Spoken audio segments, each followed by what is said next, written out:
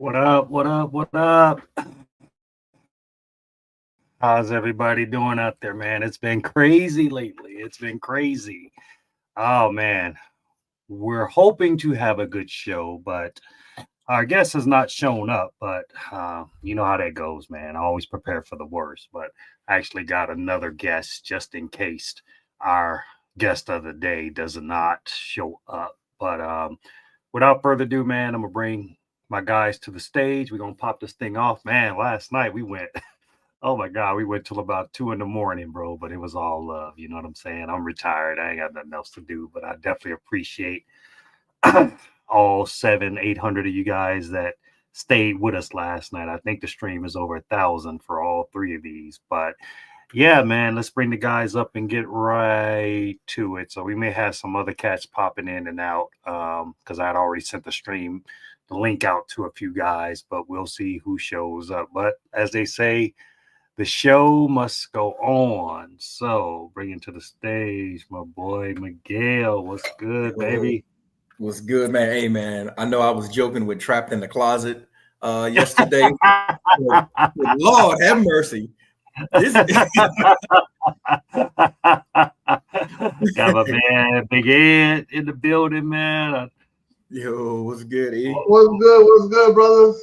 Yeah, man. We man, I back. We can't back call at it, it bro. again.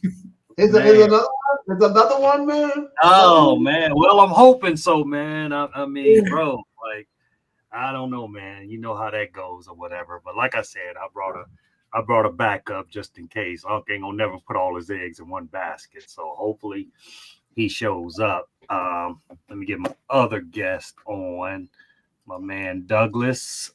What's good, Doug? Hey, what's up, fellas? How y'all doing? Thank y'all for having me.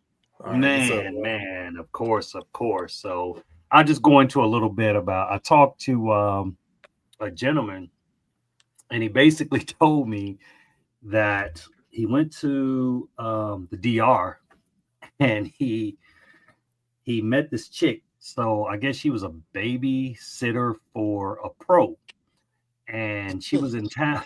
she was in town for that weekend and babysitting the pros kids. And I guess she decided to go out to the pro club, you know. So anyway, that night he said he got down on one knee because he said they were vibing so good. He took off his Rolex, he put it on her arm, and he said that he proposed to her. Oh shit. Said nothing, say nothing, nothing happened that night. You know, nothing went down as far as sexually or anything like that. You know, but yeah, Mm-mm. months and months later, you know, he finally put an actual ring on it, and then he bought a matching Rolexes, and he lives in the United States, and she lives in Dominican Republic. He said that he helped her start a business, you know, so That's crazy. so I'm really interested in this happening, man. You know, Right. I'm really hoping he comes on. But like I said, he does. That's a bonus. If he doesn't, you know, hey, it is what it is, man. You know, I mean, the show definitely must go on. But for now, man, um, we got Douglas. So I'm gonna. We talked today, and let me pull it up right quick. Um, my man actually wrote a book and it's called "Keeping the Tricks Out of the Tricking," man. Uh, so Douglas, man, tell us a little bit about your book, and you know we'll go from there, man. I like the title, bro. Thank you, thank you, thank you. So, thank y'all again for having me. This is my first time being on somebody's show. Um, so I'm Well, kind hey, of nervous man, a little we bit, right? glad that we get the chance to break the book for you, Right, right. So check. I wrote. So I'm a big fan of going to the DR. Right. I right? just started. I just started going February of 2023, and I've been going like every 2 months since. Damn, Um, man, yeah, what the thing put on you, bro? What the yeah, yeah. hell? I'm trying to tell you, man. My first trip, right? You know how people tell you when you go on my first time out of the country too. So Right, my first trip, people like, man, you gotta be careful, you gotta be careful. So I scheduled 13 days, I think. Right. I'm excited. Just got my passport. Right. I ain't never bought a ticket for out of the country before or anything. So I called myself calling to the airline to schedule my trip, right? Right. So I called the airline, scheduled the trip, told the man where I was going to. He's fake excited for me. So I ain't pay attention. I got on the plane, came to DR. I landed in Punta Cana. Right.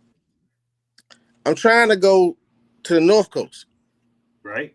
So I should have went to POP or STI. I landed in Punta Cana. I'm trying to negotiate with the cab driver, $25 cab ride to New Garden. Right. They looking at me like I'm retarded. Like, no. So they seen I really wasn't getting it, so they put a GPS out, right? And showed me the map and said, this New Garden, we right here. I'm like, oh, shit. So I'm like, that's 5 hours and 45 minutes. So I'm like, is another little small plane to go from here to there? I can hop on real quick or something. I wasn't in none of y'all groups yet. Didn't know anything about the Caribbean Express. I had nobody to ask anything. So I paid the $500 for the cab ride. Dollars or peso? No, dollars. Oh, $500 cab ride that took approximately 7 hours and 45 minutes. Welcome to the DR, right? Good God. So I was too far gone not to. I wasn't going back. This is about to happen no matter what. Took that cab ride. The best thing ever happened to me. So I got to what's that? So SUA, and y'all know they just started rushing you and shit. So now I'm in shock. So I meet a dude at the front desk at the DR. He's from New York. Heard him speaking a little Spanish and shit. So I ain't had no Spanish, right? I said, hey bro, you speak Spanish to it? I said, yeah. I said, I'm hiring you. You can be my manager. He said, huh? You can be my manager. You showing me around. You take me everywhere. You got me, right? Right. But he's like, yeah, I can do that. I said, okay, there you go. You hired. So let's go. So he walking me around, showing me around. I went down to the beach. I hollered at Obama, and I ended up getting the boat. I think it's a catamaran with the 3 bedrooms in it. Right. I got to rent the boat for Saturday, which was like be about 2 days from the day I was there. And I'm excited. I'm going through. He telling me everything. He's telling me like the girl's gonna come. You gotta get your price together. They're gonna go take the shower. They're gonna go do this. They're gonna do that. I'm like, all right. So I hit a couple of them. We go to the casino. He go to the casino with me. Now I'm like 5'9", right? He like 6'3", big dude. Right. So we go to the casino, and he really on my manager tip. Like he like following me around, like just posting up. He ain't really drinking, like he's like straight security, right? Right. So I'm getting them to get girls to come. They're coming over, and mind you, I'm like, how much you gonna charge you, man? You okay? So I just bought him some drinks. I gave him like $30 or something. Cool dude. I'm in there on my 9th day. I'm in my hotel room. I started counting up what I just did. So I counted up. I went through like 23 women in the 9 days. I had 4 threesomes and foursome. And then I had the 6 girls in the boat. I took 6 girls in the boat with me on the boat ride. Couldn't find no dudes in New Garden to go on the boat with me. I'm like, man, I got on this boat. You took 6 on the boat by yourself. Yeah, on the boat. 6 of them. So we out there party, got the Bluetooth speaker, they got the drinks, we got the food, we smoking and shit. This shit was all the same. Like I was feel like Gilligan Island on a 3-hour tour. So we was just young. So I'm in my room, right? And I'm like, this is my 9th day. So a tear dropped. I'm like, this can't be real. Something about to happen. I must be dreaming. In fact, I'm about to get out. I'm about to get out of here. I go to the front desk. I tell the dude at breakfast in New Garden, I'm about to check out. He's like, you about to check out? I said, yeah. I get my ticket for my breakfast. So I go eat my breakfast. He come over there. Sir, you know you still have like 3 more days paid for, right? I'm like, yeah, I know, but I got emergency. I got to get back home. He said, are you coming back? I said, yeah, I'm going to come back. Okay, well, we'll give you a credit for 90 days. I said, your credit? Okay, I take the credit. So I got that credit. I changed my flight. My 12-day trip turned to 9 days. I got up out of there. I thought it was just too good to be true. And I've been back every 2 months since then. Wow, wow, wow. So if you rewind the books, right? Right. So I'm from the city, urban area. Okay. Been tricking for a while in real life. Right. You know. So even with American chicks, you've been tricking. Yeah. Okay. So I want to say, like, I think from 12 to 14, I was an understudy studying to be a pimp. You believe it or not? That's what I said. Not the understudy. Understudy. Oh my God. 12 years old. Oh Lord. Right. It's funny, right? I moved out in the suburbs a little bit from the inner city. Right. So my mother moved us out in the suburbs from the inner city because there was so much prostitution around where we lived at. A couple months later, a pimp moved in next door. And she knew the pimp from my old neighborhood. Right. Thick dude, Jerry Carroll and everything, right? Right. So he had me come over there, watch the baby and stuff. I was like, man, I'm trying to do this too. He's like, man, your mother would kill me. He said, man, I'm gonna let you, you can watch and learn, and maybe later on we'll bring you in. Because it was like it was brothers, like 5 or 6 brothers. So he used to come get me, knock on the door like 7, 8 o'clock at night. Hey, can he ride with me? She's like, sure. I'm like, all right, so I get in the truck. This is like when the Eddie Bowers just came out with the lock and hood. Right. So we'd get in the Eddie Bauer, drive to like a construction site sometime, it was closed off. We'd go on the construction site, he'd go out and lock the hub, say, yeah, we about to walk the dog. And we'd ride through the construction site doing 4-wheel stuff. Right. So and then during the daytime, we'd hit the strip club when it's kind of like closed, but the girls still walking around. They're like, who that little boy with you? Oh, don't worry about him. He just, he hanging out. He learning how to do this. They're like, okay, want me to fix him something? He said, yeah, fix him a sandwich or something. They fixed me a sandwich or something. So after about 2 years, they raided this house and he got locked up. I never seen him again. Wow. But so hold on, before you go on, let me ask you a question. Mm-hmm. So what type of household did you grow up in? Did you have a 2-parent household or? Oh, great question. Great question. Single mom? No, so my father was 31 years older than my mother was. 31 years older? Yes. Oh man! Shout out to Chris. Chris would like that. He was actually born. He was actually born in 1896 and was a World War I veteran. What? Yes.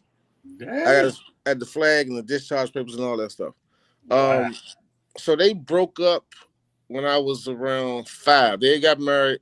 They broke up when I was about 5. He actually lived in the city, and he actually lived probably about 4 or 5 blocks from my original house where I grew up at. Because they had bought houses together, and he had the house. They had bought the house that my mother and I was in, and he went and bought another house, and he had both of the houses. So when they broke up, she had that house, he had the other house. So I would see him often, and by him being an older gentleman, it was kind of like it wasn't no whole lot of hugs and smiles and stuff. Right. He was just like hardcore, straight to it all the time. Every day he wore a suit. Right. Every day he had walked us. So he had like a 2 or 3 piece suit on, a hat on. So he had me with him all the time. When I was with him, we'd go to some of his friends' house. He'd be playing cards or something. I'd be playing solitary by myself. I'm the only kid there.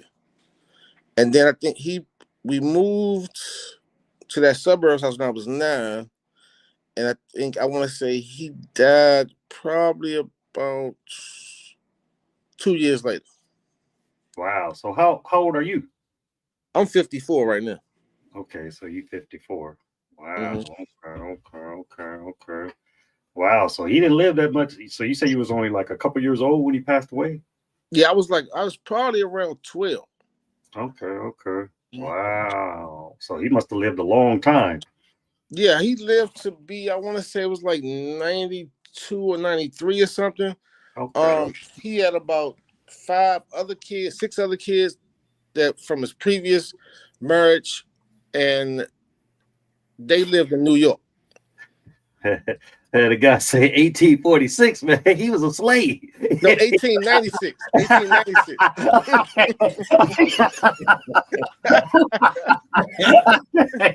I'm like, shit. I know I didn't hear it. I'm like, shit, he would. Hell, we didn't get free till what, 1865? Yeah, 1896. Yeah.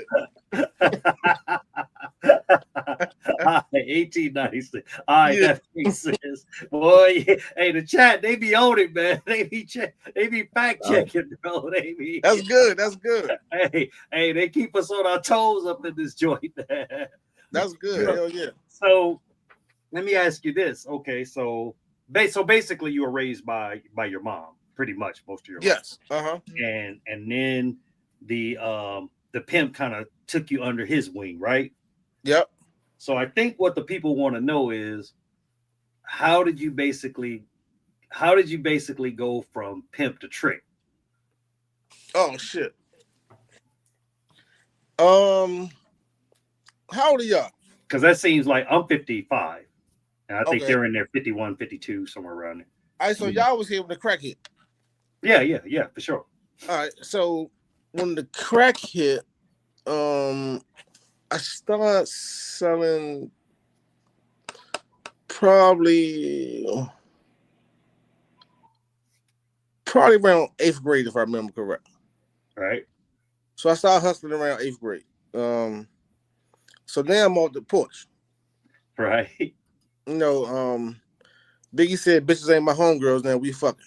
Right. So if y'all remember how crack was like a credit card to do almost anything you want to do in the world. Right. In your inner city. Right. So I messed with regular broads, but I was in the street, so I was just hitting other broads too. Right. And then it turned into a thing where I like experienced women. Okay. I don't like them to be fumbling around and shit with the dick. Nothing. I need them to get right to it. I need them to be invested. I need to put their heart and soul into it. So I ain't never like no virgin. I ain't want no virgin. So you want an experienced chick. I want experience. And I'm gonna tell you, I remember one day I went to the carryout and it was late, probably like 12, 1 o'clock. And this lady had this trench coat on. And she looked sexy with the trench coat on. So I said something to her. I probably be like my early 20s, 25, I remember. Mm-hmm. And I said, "What you do?" She said, "Whatever you want me to do." I said, "For real?" So she opened up her trench coat, right? And she had a negligee on. I'm like, damn. So I'm like, excuse me. I'm just asking though, what something like that cost? And she was like, probably about cost you about 150, 175. So we talking we like back in the years. So that's a high price even to me at that time. Right. So I said, I'm gonna take your number, but I don't think I can afford it. So we just call me when you're ready. So 2 months later, I called the number. She answered. I went to her hotel, and it's been on since then. Back page, arrows, all that shit. Right. So have you ever been married or in like a regular relationship or pretty much? Yeah. I did the whole thing. Matter of fact, see, you got a lot of stories here. So I thought I got married at 21, right? Right. I used the word thought I got married, right? She was 25. I was 21. She was experienced, like I told you, like I like him. She was like fucked every day, all night during the daytime, Right. on her break, stuff like that. So after 2 years, she wanted to start fighting. She's a black belt in karate. She wanted to start fighting. I was like, look, and I'm trying to migrate off the streets now at this age. About 22. I'm trying to migrate off, trying to like change my life up. So I'm not into fighting women. So I'm Right. like, look, I'm not into this fighting stuff, but I'm telling you, if you try to do some karate on me, I'm gonna treat you like a man and beat the shit out you. Right. So I think she swung on me one time, and then I hit her, and then her eye swelled up. I said, no, I gotta go, because I could have hit you, you could have failed, I could have got a charge or something, just that easy. So we broke up. A year later, she called me and said that she was filing for a divorce, and she wanted me to sign the divorce papers. I'm like, Right. cool, true. What do you want to do? I'm okay with that. Right. And I didn't know her boyfriend personally, but I saw him around in the community because she still lived in the same place when we was married, and that was kind of like my neighborhood. And I carried like a aluminum baseball bat with me in my truck all the time, and people knew me for like just, I might hit you with the bat. So she was like, he's scared of you, but we want you to sign these papers. So I said, sign the papers. So she wanted to get the divorce papers, and come to find out, the minister that did the ceremony, she selected him, but he never submitted the paperwork. So technically, he was never married. So I bust out laughing on that one. But yeah, I have relationships. Okay. So I just, for me, it seems like, I mean, I'll let the other guys chime in on this. I mean, what do y'all think as far as the, you were trained under a pimp? Like, that seems like two opposite ends of the spectrum. You know what I'm saying? It's like trained by a pimp, and then you end up basically. And I'm just saying, I'm going off the number that you used, which was 23 chicks while you were within a certain amount of days. You know what I'm saying? Yeah. So it seems like kind of over tricking, for lack of a better word. Oh yeah, I was excited. I mean, I was excited. I was excited. I'm just trying. So Miguel, what do you got to think about that, man? I mean, we don't. Hey, bro, one thing we pro trick, so we ain't judging now. Oh no, don't worry. I don't get no offense on nothing. We ain't judging. So I'm just curious, and I'm sure the people out there want to know, how did we go from pimp to trick? I mean, I'd rather you be tricking than simping. So I'll take that any day. So I know you've seen some crazy stuff. Like, give us one of your craziest stories. Like, you know what I mean? Like dealing with, for instance, like, let's say, like, I know you. I mean, I'm only imagining because I remember watching the movies back in the day. So, like, what? I know you said you carried around an aluminum bat. So, like, if somebody tried to, like, move in on one of your tricks or something like that, I'm assuming that's what the bat was for. No, so the bat was for I wasn't trying to catch a murder beef. Right. So if that's smart. I had any type of problems or something, so I ain't had no girls, right? I never got to a point where I had any girls. But if I got into so the 80s was rough. Y'all know 80s was rough. Sometimes somebody might owe you some money. Sometimes somebody might piss you off. Sometimes, everybody fuse was short back then. Right. So instead of shooting you, I might hit you across your legs with the baseball bat, or your arms or something with the baseball bat. I just jump out and start hitting with the bat. Right. And I had like a little team with me too. Sometimes it got worse than that, but that was like preliminary stages. Baseball bat. Man, he's yeah. Daddy went to school and that.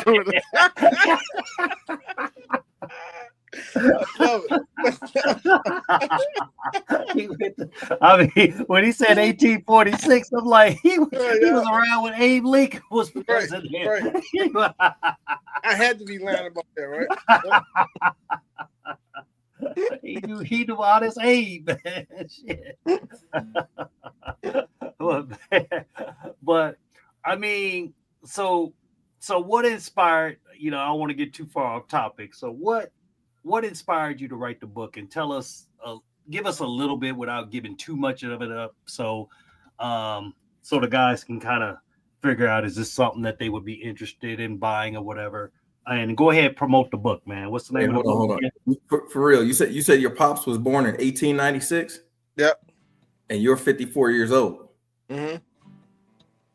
That's not adding up, bro. What numbers you got? What's not adding up? Which part? So if your pops was you're 54 years old. Mm-hmm.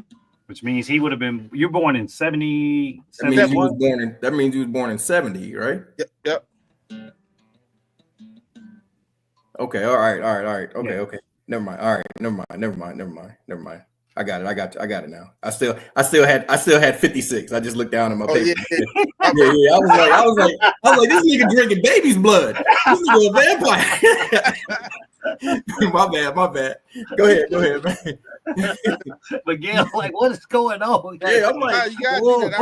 World War One, man. He older than Hitler. I appreciate that, y'all, for real. Yeah. So look, the book, right? All right. Yeah. So What's like the I name said, of the book again? So the name of the book is. Did you see the photo of it? It's Keeping the Tricks Out of Trick. Yeah. Tell him to put it in can he put it in the chat? Put it in the chat, bro. Let me see if I can do that. Let me see if I can do that. See if I can do that. Pull up the picture of it. Chat with you. Tag it. Are you gonna put it in the chat? Because I swear I don't know what I'm doing. That's what's up. Oh, it's keep the tricks out of the trick. It's keeping the tricks out of trick. Okay. So what do you mean? So tell us something like. I got you. So the book was inspired, right? Okay. Because like I said, I've been doing this, and I went to the computer. I was on Backpage. I went up to Earl's. So Earl's like a more high end one, where the prices move from around. No, like say Backpage, they was like 1 something, maybe 2 something. You might find some 3 something. But on Earl's, you're gonna find it's 500 an hour or better on Earl's. So I got caught twice. By the popo? Yep. The first time I got caught, it caught me on some type of. It was on a whim, but I knew what to look for. So they ended up having to let me out and my buddy out probably like an hour or 2 in. We was going across town to see some girls. Right. And picked up some weed, some drink, riding down the street. And this girl standing outside, like about 5 p.m. in the daytime on a weekday. Right. So we pulled over, started talking to her. She's like, "What's up, y'all?" I said, "Shit, what's up with you?" She's like, "I'm trying to do something." I'm like, "Where you think where you gonna go at?" "We can go right over there." Yeah, that's right on the quote. So on the chat. So we can go right. She said we can go right over there. So mind you, it's broad daylight. So I'm like, "Hey, officer, look, we not trying to get arrested by you. I know you the police. You know you the police. I ain't no police." I said, "No, I know you the police. Okay, but we not trying to do nothing." I said, "Open your purse. Let me see your badge." "I don't have no badge." I said, "Let me see the wire then. Where you keep the microphone at?" "I'm not the police." I said, "All right." So I tell my man, "Let's go." Soon as I say that, police pulled in from the front, the side, and the back with the guns out. "You on the arrest? We about to impound the car, all this stuff." I said, "Hey, look, man, we not doing nothing. Rewind the tape so you can hear what happened. Ain't nobody mess with your police standing out here in broad daylight telling me let's go behind the trash cans and trick. Ain't nobody going for that." So we got locked up. It was a whole sting operation. Locked up about 10 or 15 guys. Get down to the station. Was she at least fine? Was she fine? She was fine, and she was fine for a humble. Because sometimes you know, back in the States, man, if they too fine on the track, that's usually a sign, right? But no, this wasn't even a real track. Oh, it wasn't? Like I said, we was riding through, and we just saw. Of course, I'm not gonna tell where you're from, but I kind of know the area you're from, and I've been in that area, and I know, man, that track they got is, ooh, Lord, Jesus. So we pulled over and we rode. They took us down. The Sarge took me in the room, started asking me questions. I said, look, man, I told them everything I just told you. I said, rewind the tape, man. When y'all listening? Yeah, we was listening. I said, yeah, rewind the tape. I ain't do nothing. So rewind the tape and they're like, let him go. Let me and my man go. We rolled up. The second time, I've been doing the back page for a minute this time. So I got these rules all set up and stuff, or what not to do and what to do. So this time I decided I was going to hit me something real quick and then go pick up my kid from school. Right. So I'm really cutting it too close already. So I go in there, right? It was wintertime too. I had some Starbucks in my hand. So I got called from chilling. I got the girl number. I called her through the back page. I think it was back page. Went to her room, and she had like a suite type room because there was a couch in there also. She was fully dressed, right? So that threw me off too. I said, "Oh, yeah, she dressed." So I'm going by my checklist. Go down the checklist, right? So she fully dressed. I sit on the couch. I got a hug first. Said, "Hey, all right, you got the money?" I said, "You gotta touch me first." So she gave me another hug. I said, "No, you gotta touch me." So she rubbed on my joint through my pants, right? I said, "Nah, you gotta touch me for real." "What you mean?" I said, "I'm about to pull the joint out. You gotta touch the joint straight up." So I pulled the joint out and she grabbed the joint. I said, "Okay." Police ain't grabbing no joints and shit. Right. So I sit down. I said, "Okay, I'm gonna go make myself more comfortable." So she go in the bathroom, right? I said, My spidey sense go off and shit. So now I'm thinking it's either probably about to be a robbery or the police. I got my hot coffee. I take the top off the joint. I said, okay. I'm watching the door. I said, if the police come up in here, I'm going to give up. If some dudes come in here, we about to go. It's about to be an action flick. So I see the doorknob turning.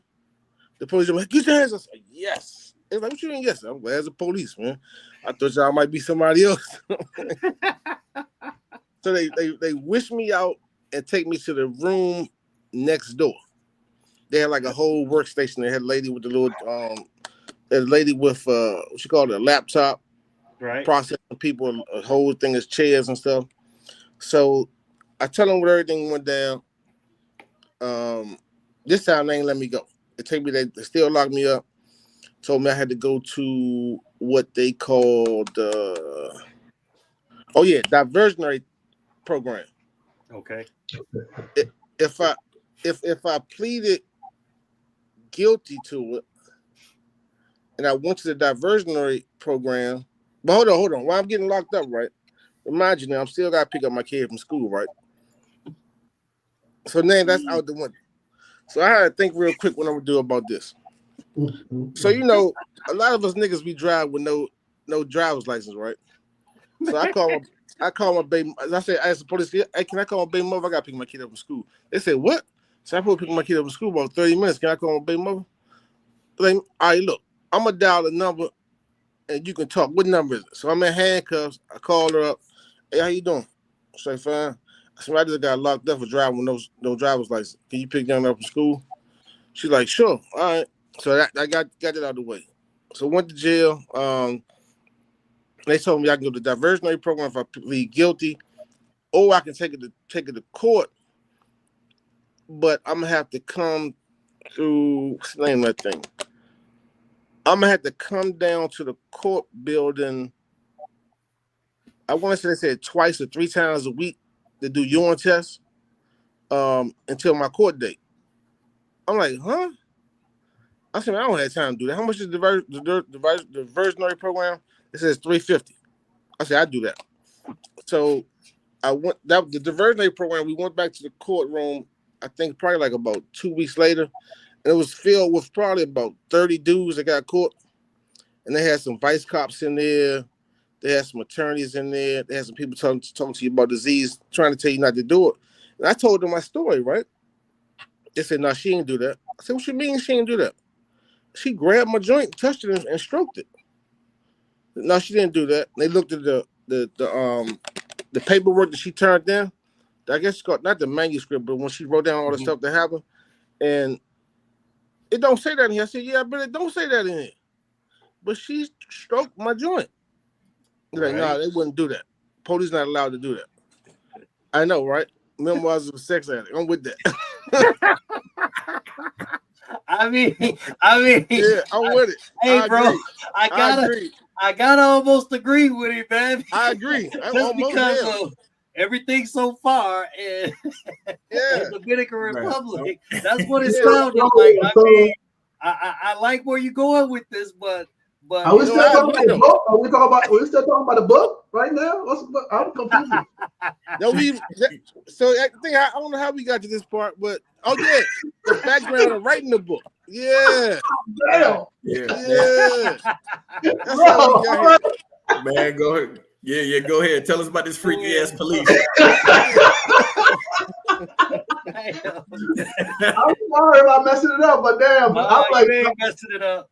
I'm like, okay, I'm sorry. Continue, bro. Continue. All right, I'm gonna go on mute. Now you good. My boys just walked in the room, who know what I was doing.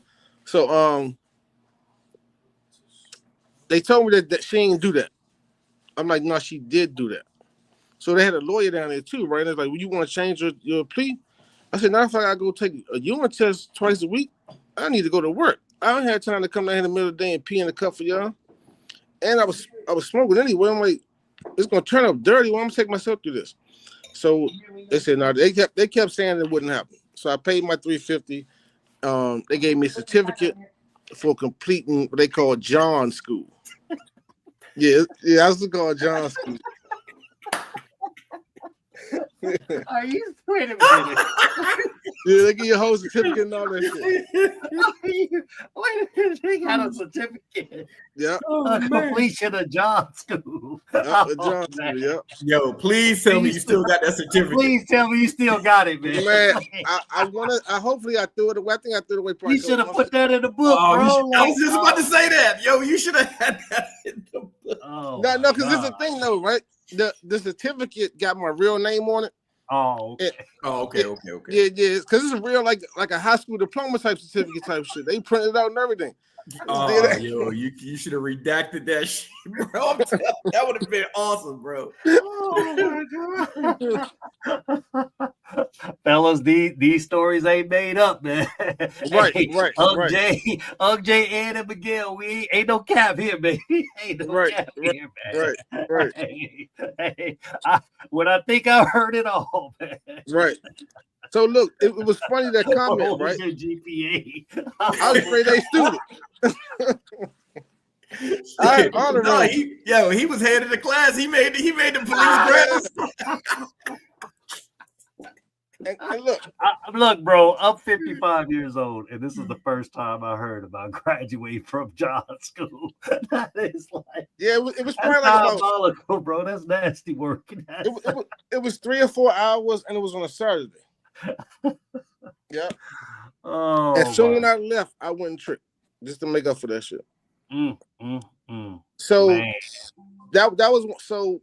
I started watching the news, right? I started seeing a lot of people getting caught. Like say for instance, I don't remember what year it was, but that I think I want to say it was an offensive somebody for the Cowgirls or something, the Cowboys. They got caught up for the tricking piece.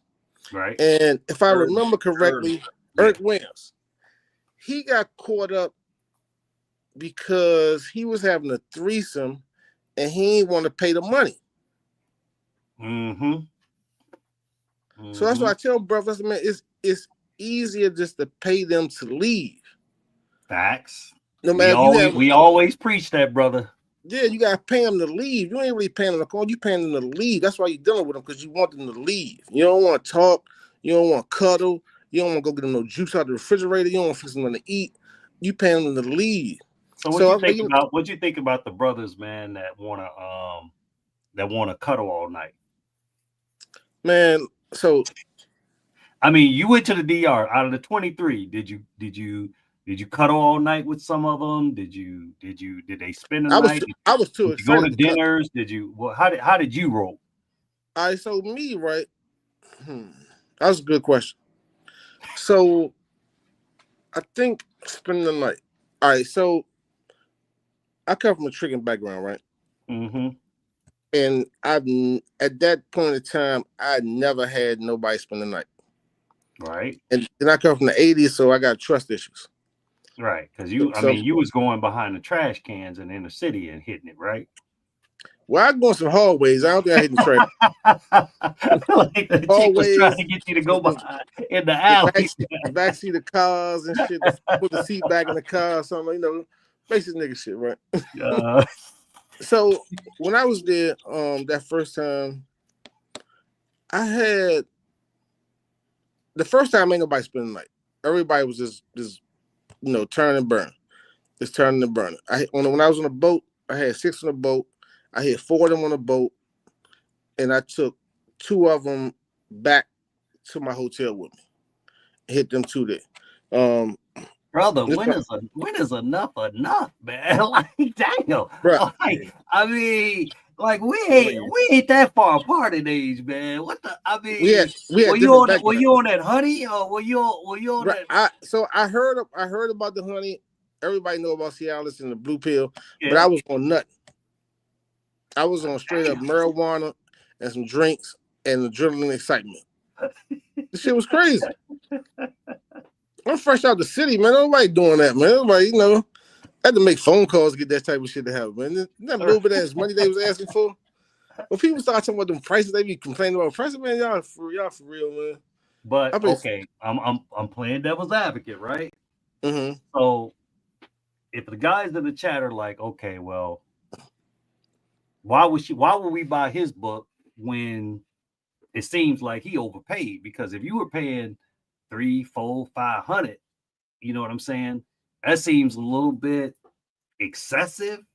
You know what I'm saying? I mean, like it ain't tricking if you got it. I ain't pocket watching now. Right. But, I got you. But I mean, I'm just playing devil's advocate. Maybe some of the guys in the chat would say, like, man, why would I listen? Why would I pay any attention to what this cat is saying if he overpaying? Like, I ain't trying to pay that kind of money. I don't know what kind of prices you were. I mean, were you paying 300, 400, 500 in the DR?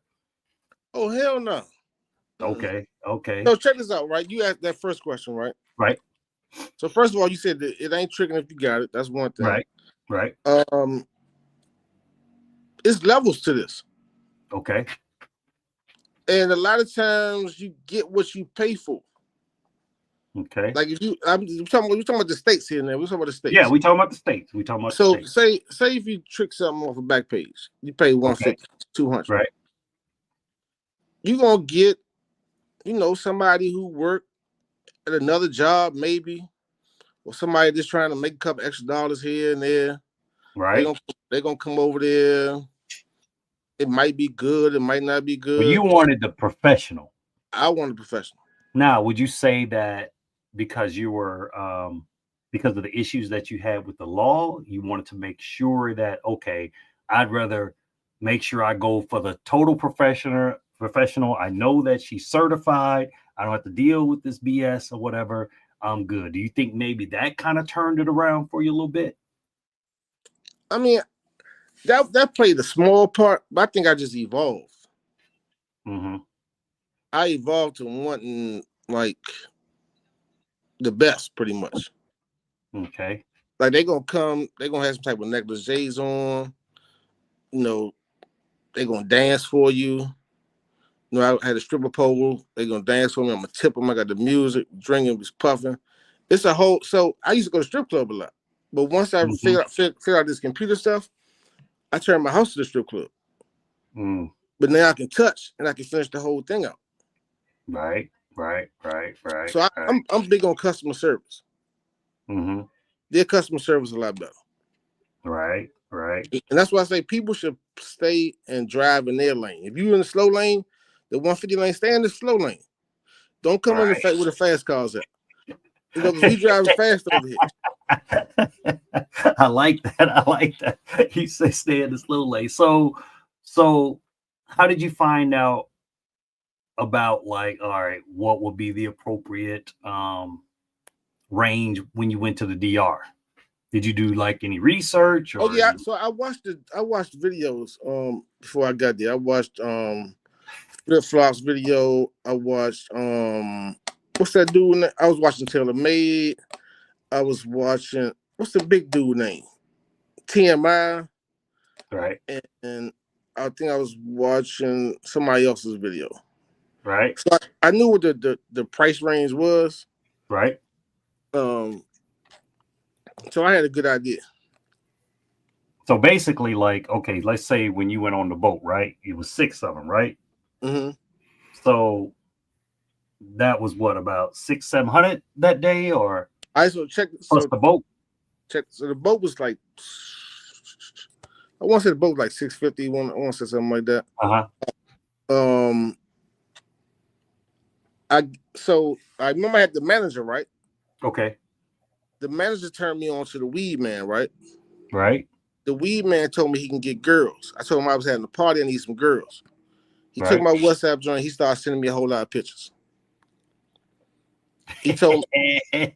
Hey, we may have to talk. We may have to talk after this about CTG Fest, man. he started sending me a whole lot of pictures, right? No, that's how they do. That's how they do. Yeah. So then, I picked 6 of them, right? Right. The day of I was gonna be 6 of them, and it was. And you knew you were going to be by yourself. Well, I thought my manager was gonna go. But like I said, I've been off the porch, so Right. I've been doing this for a while, so I wasn't scared or nervous or nothing. So we got there. The manager left the day before. I was like, man, you ain't gonna stay, man. I'm on this boat. Man, you all right? So I went to New Garden. I told a couple dudes in New Garden, right? And they started asking me a lot of questions, right? They're like, so you got a boat? I said, yeah. You got a boat by yourself? I said, yeah. You ain't got no boat. I'm like, what the fuck you talking about? He said, oh, I ain't got to put nothing up. I said, nah, man, I already paid for the boat, man.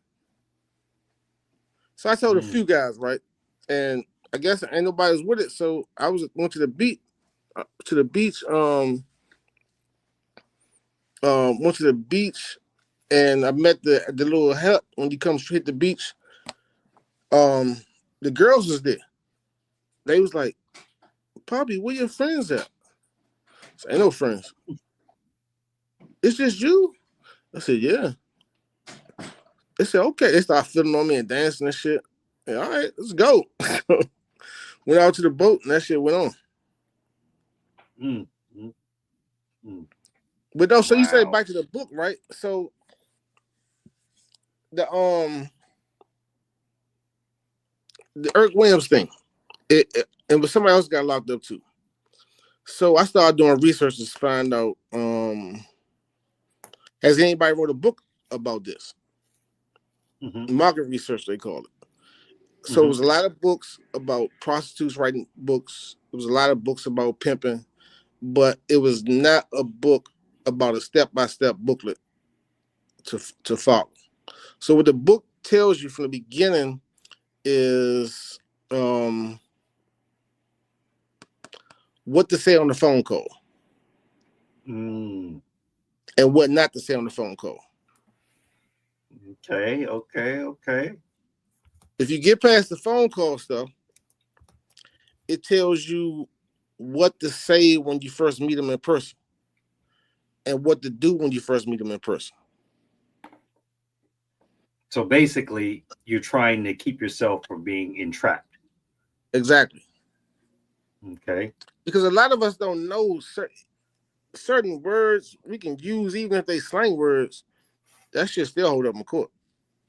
Right. So, you have to be do you this is what y'all no, I like that, right? So look, right, the John School, it was like almost like a scared straight program for tricking. Right. And I couldn't wait to get the fuck out of there. They just made me one trick. I got one. Oh man. And look, somebody mentioned it earlier, right? I think they said the Diaries of a Sex Addict. I would call myself that. I actually went to SA class before. Mm-hmm. So SA is sexually anonymous. Okay. It's like an AA class for people to have sex all the time. And I was in school at the time. I said I had to write a paper about a group. I said, you know what? I got a sex problem. Let me go to this class. So I went to the class, right? And I went in there. It was on the second floor.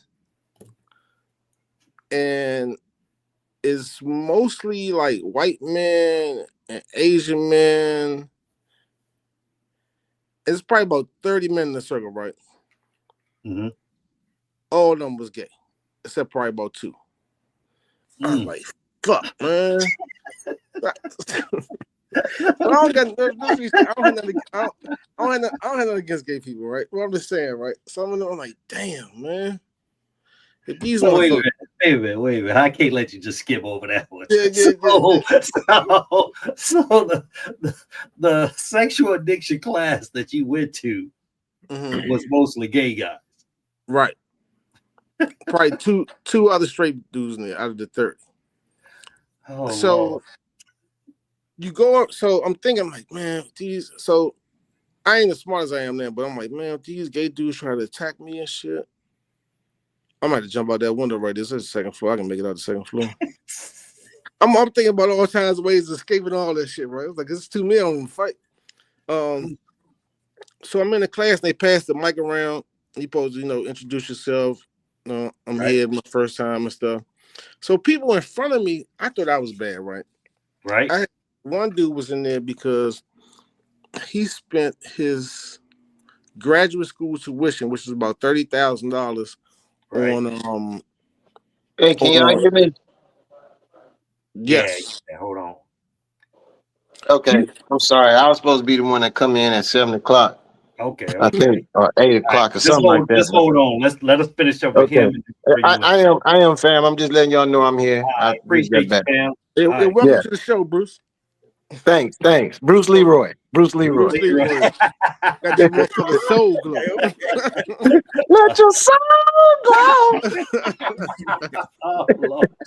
I Y'all wilding up here. So look, right? Oh yeah, I'm high right now. I'm 420 like a mofo.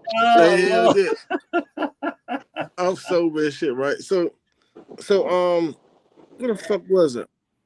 So you was in the class, the sex class, the gay sex class. Oh no, this sexual anonymous, not the class, goddamn it. Right, you trying to jump out the window now. Yeah. So I'm in the class, right? They had to straighten that shit out. they passed the mic, and the dude said that What the hell? he spent $30,000 on the goddamn call up joint. Right. The porn line. Right. He spent $30,000 on like one of them porn joints. Like, 30,000 on a porn line. Yeah. Oh, Lord.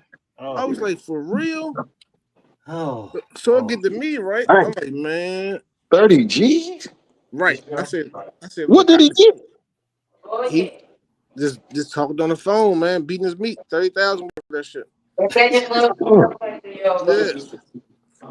So that's crazy. I can't imagine what his OnlyFans bill is. So this was before OnlyFans. That's what I'm saying. Just think what his bill is today. Yeah. Hopefully he got cured. I don't know. I didn't get cured. Oh shit. You all right? Yeah, I muted him. We muted you, bro, while your girl talking. So just go ahead and do that. Can y'all hear me? We can hear you, but we hear her more. Okay, hold on. I'm gonna try to turn my mic off until it's my turn. Yeah, I'll turn it off for you for right now. All right. Thanks, man. All right. Okay, see Clado, huh? Hey, look, right? So, the class, I went to the thing. So I got to my part. I was like, you know what? I'm here because I like to have sex with prostitutes. They're like, oh, thank you for sharing. Thanks for sharing. I'm like, all right. I say, right now, I think when I leave here, Matter of fact, I already text one. I'm soon as I leave here, I'm about to go holler at somebody. Yeah, really. I said, yeah, because this different for me. So I'm like, I'm still messed up with all these gay people. So that ain't going nowhere. I got up out of there. Got hung up with the girl and shit. But so all of those incidents encouraged me to write the book, because I got tired of people getting caught. And mind you, this is probably it's 24 now. My kid was, I want to say, about 7. He's 24 now. So yeah, so I ain't had no problem since then.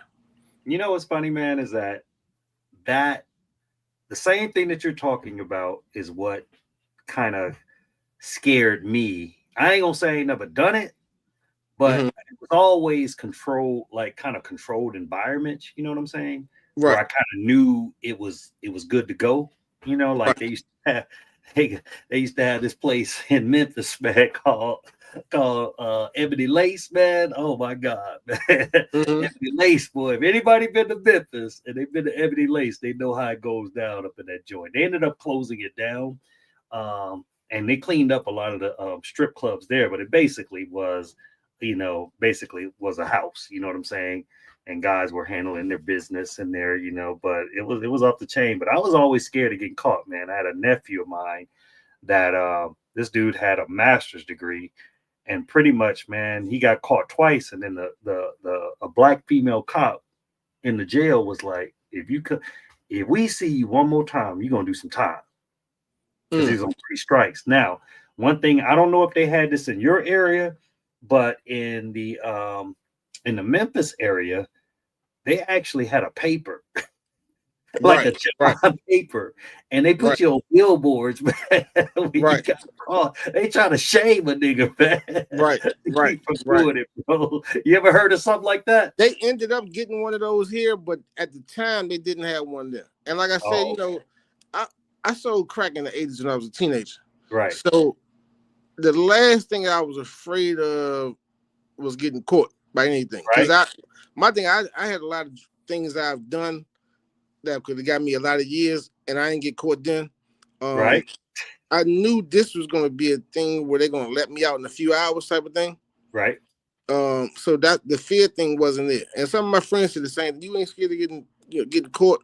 But that's what made me kind of like perfect the whole thing of how to do it without getting caught. Oh, okay. Hey, let me give a shout out to Mr. Lewis for the $4.99 super chat. This dude is a comedian, Pastor Jay, and was doing consultant, man. Look, we try to bring all this stuff to light, just trying to do something a little different that's on other channels.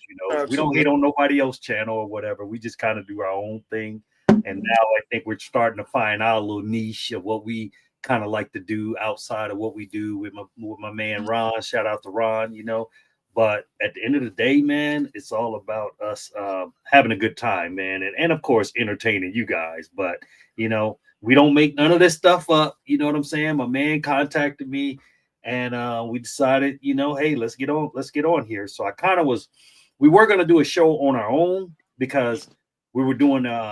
But I like to have a backup, especially when I don't really know a person and know whether they're going to show up or not. Thank God. I appreciate Bruce Leroy for showing up. Not bad, man. Can you hear me now? But it's all good. So what happened? I'm out of the country, and my phone is taking a long time to charge. So we went to get something to eat. Oh, okay. So when we sat down, he was like, all right, come on. And about time we got finished, the first restaurant, they pissed me off. So I walked down like 15 minutes and then ate, then had to walk back. So that's why I was late. But my bad, man. I was thinking about it the whole time, like, oh man, not the first day. I appreciate you. I appreciate you. So since Douglas is kind of like, he got a book out on this stuff or whatever. So what we'll do is we'll go ahead, get your story, and then we'll have Douglas kind of help us chime in on it. You know what I'm saying? And kind of go from that. So man, welcome to the show, man, and he's actually the one that the title was about. So what was the title? What was the title? You got to put me on the new title now. is my buddy in here? Is my buddy in here that we were talking to together? No, he's in the chat. He was in the chat earlier. Oh, but okay. He's not on the platform. But basically, I was just like, remember how you told me about what happened in the club about you proposing in the club? So basically, it was passport bro proposing. Y'all said I propose? Propose in the club, man. You said you got out. You said you got on one No. knee. Rolex, baby. Look, hold on. Baby. No, but look, let me tell you what happened. So, like I said, what had happened was, no, look, real talk. So I in the area that I was in, I had a restaurant. Okay. So my business partner, I never been to this side of where I am. Okay. So, but my business partner introduced me to a couple guys over there that own a couple clubs that makes them mega dollars. I'm talking about the manager, and no bullshitting. I'm just talking. Nobody know me. I ain't trying to toot my own horn. The manager of one of the spots, he getting like 30 bands a month.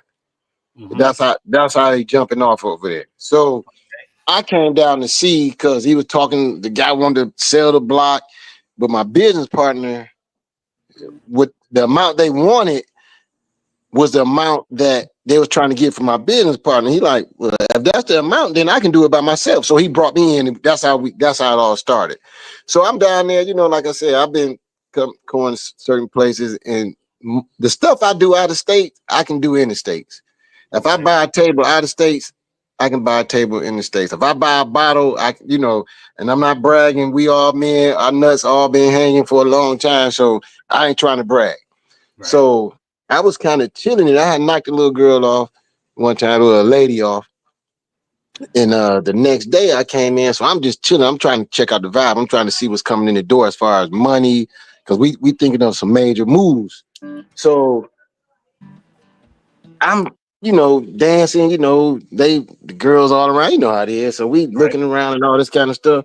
So when I turn around, it was a young lady sitting in my area, and she had on all white, right? So I looked, and the way I looked, she thought she did something wrong. So she had this look on her face like she was terrified. And I was like, no, I said, what's your problem? I said, where'd you come from? And she just looked like, and she pointed up. So I said she came from heaven. She was my angel. So I told my boy, I'm like, man, you seen it? This is the best one I've seen ever since I've been. So I got down on one knee, just joking around, and took my Rolex off and put it on her wrist. And that's how everything started. But I collect timepieces. So, you know what I'm saying?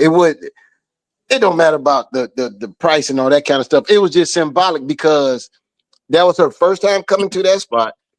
And that was my first time coming to the spot. You know what I'm saying? So the way we met, it was kind of like, because I gave him when you didn't show up, I just gave him a little bit about what we're going to talk about and everything. Yeah. But she was the babysitter for a pro that goes to that club, right? Her cousin, right? Right. Okay. So that was the cousin was a frequent of that establishment, right? Yeah. But that was her first. That was her first time. So that's why when I looked at her, she thought she did something wrong because she wasn't used to it. Okay. You know what I'm saying? She wasn't used to going out. She do nails and she was babysitting for her cousin. You know what I'm saying? Was that your first time ever meeting her? First time. And it just happened to be her first time. Yep. I was the first person. Look, first person she's talked to. First person that took her to the beach because where she's from. Well, where she's from is inland, and they don't travel like that. So when I took her to the beach, bro, she put her hand in the sand and picked it up and was rubbing it on her fingers like, what the hell is this? There's a lot of first things that we've done or that I've shown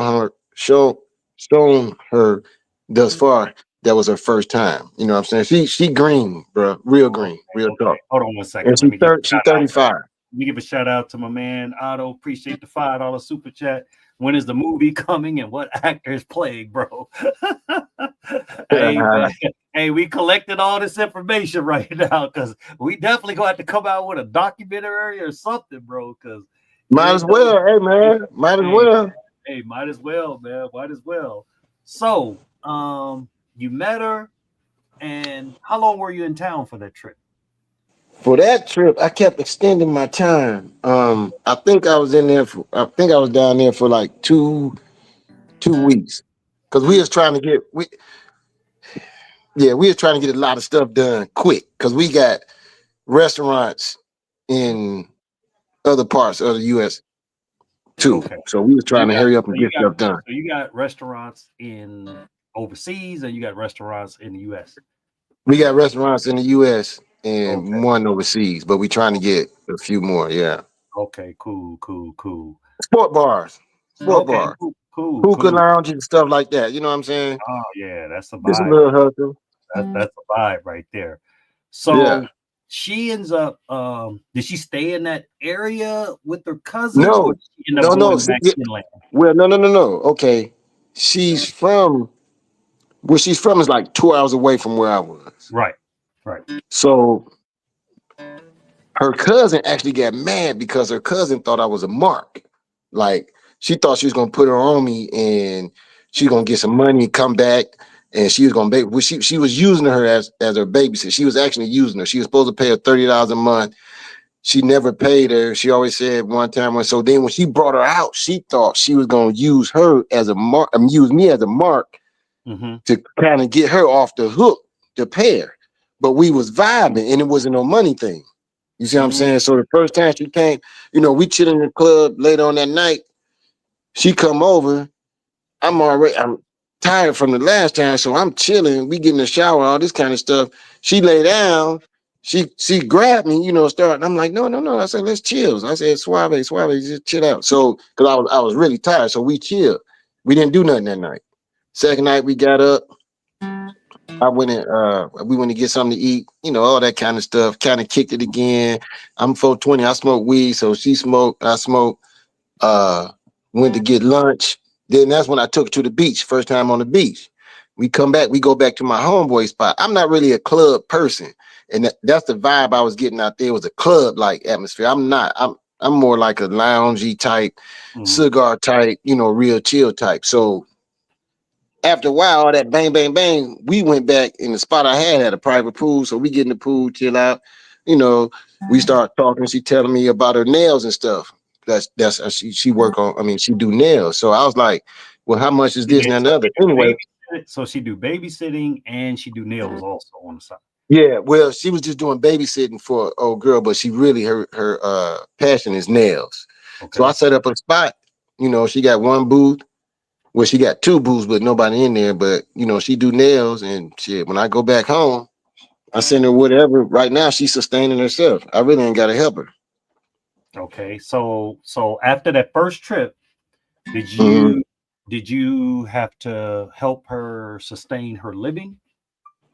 No, I did just on GP because she was working. Volunteered, right? Yeah, you send $500 to them. That's like, what I'm saying. That's pretty good, right. Plus, she's doing her nails.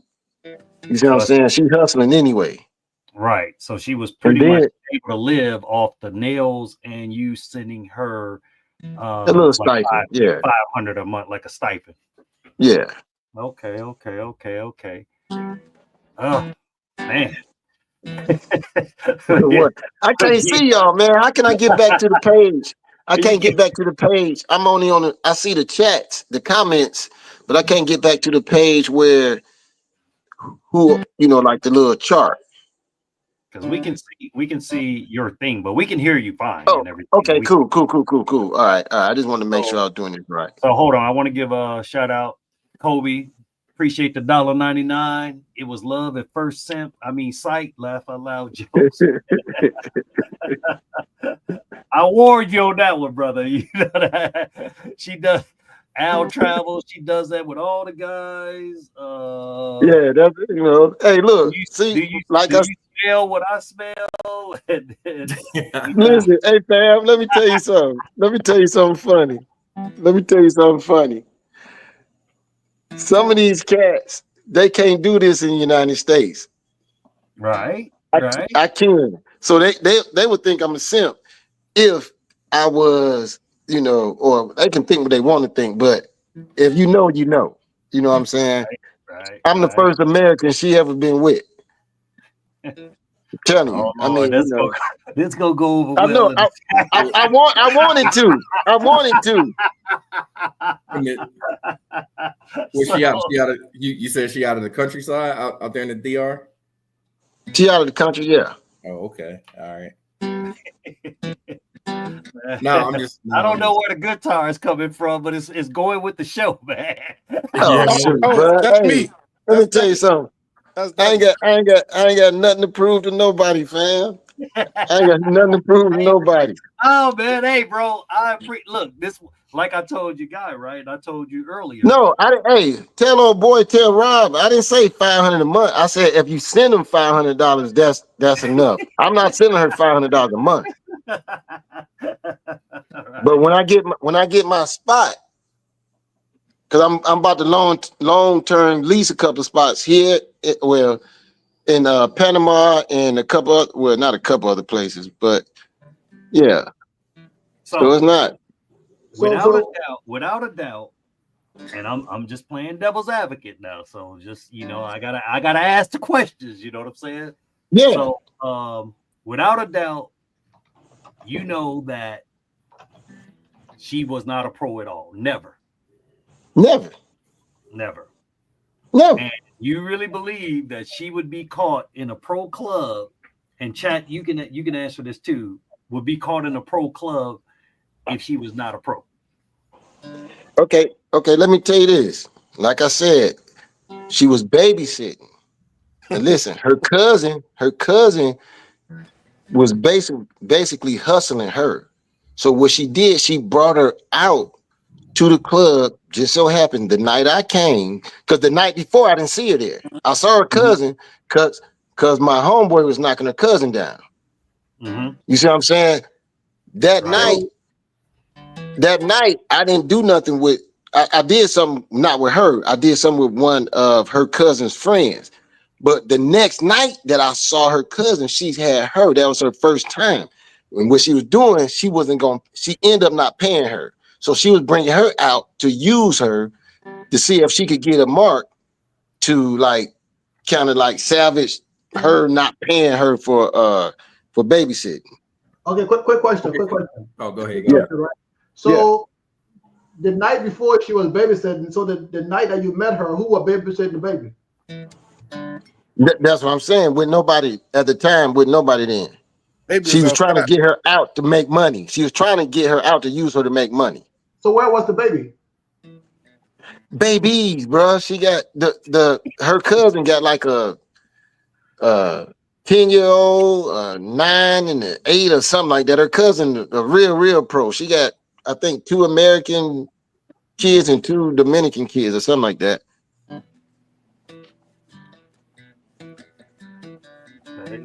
So the second night, the kids was watching themselves. Bro, I don't know. Look. It ain't my dog in the fight about what was going on after that. But I know ever since then, she's been with me. So, and I You don't live full time in that country, right? No, not yet. You just how long you guys been dating? I mean, almost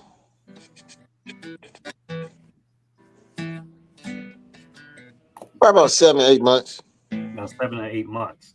Yeah. Okay.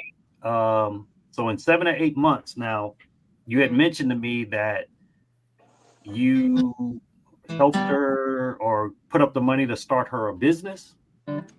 Yeah, just did I get that right on spot. We talked on the phone earlier. Yeah, just a little spot to do nails. Ain't nothing major down here. Okay. Wow. So how is that going? No, she don't need a new refrigerator.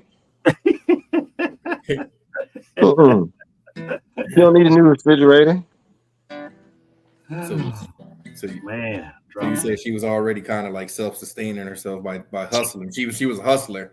So I'm She was assuming doing nails. yeah, She was doing You nails. said she was She was hustling. doing enough to get by. Yeah. I just was the extra padding. That's all. Yeah, no. So I'm assuming that's what you liked about her. You seen that she would hustle to get that, like Yeah. That's what's up. So you got her a little shop and Yeah, and I used to come. I mean, I guess everybody know where I am. I'm in. Well, she's not from Sosua. She's from San Francisco. But I used to come to Sosua a long time ago. Probably like I don't know, early. I don't know. It's been a while. I'm sorry, time out. Hey, Bruce Leroy, did you say she's from San Francisco? Yeah. So she moved back to the DR to do nails and just. Okay, that's what you said, right? I don't think it's San Francisco, the country. Yeah, thank you, right? thank you. Thank you. Thank you. Thank you. United States. Okay, I got you. Thank you. Yeah, you threw me thank off. you, fam. Thank you, fam. Thank you, fam. Thank you. You thought Georgia was in war too, right? With Iraq? Georgia and war with Iraq.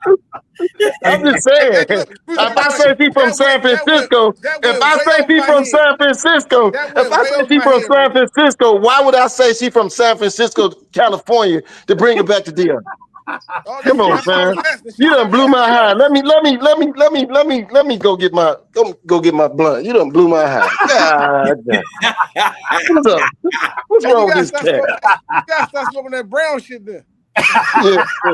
Hey, if it's gonna make me think that she from San Francisco, California, and I done put her in the nail shop back in DR, I need to smoke that, man.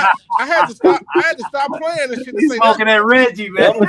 Boy, I'm smoking something crazy. It gotta be crazy. If I I had to get off beat when you said. I said, we got 7 restaurants, and I'm gonna fly her back to the DR from San Francisco. I don't even want to be in the United States. What you talking about? What he saying? I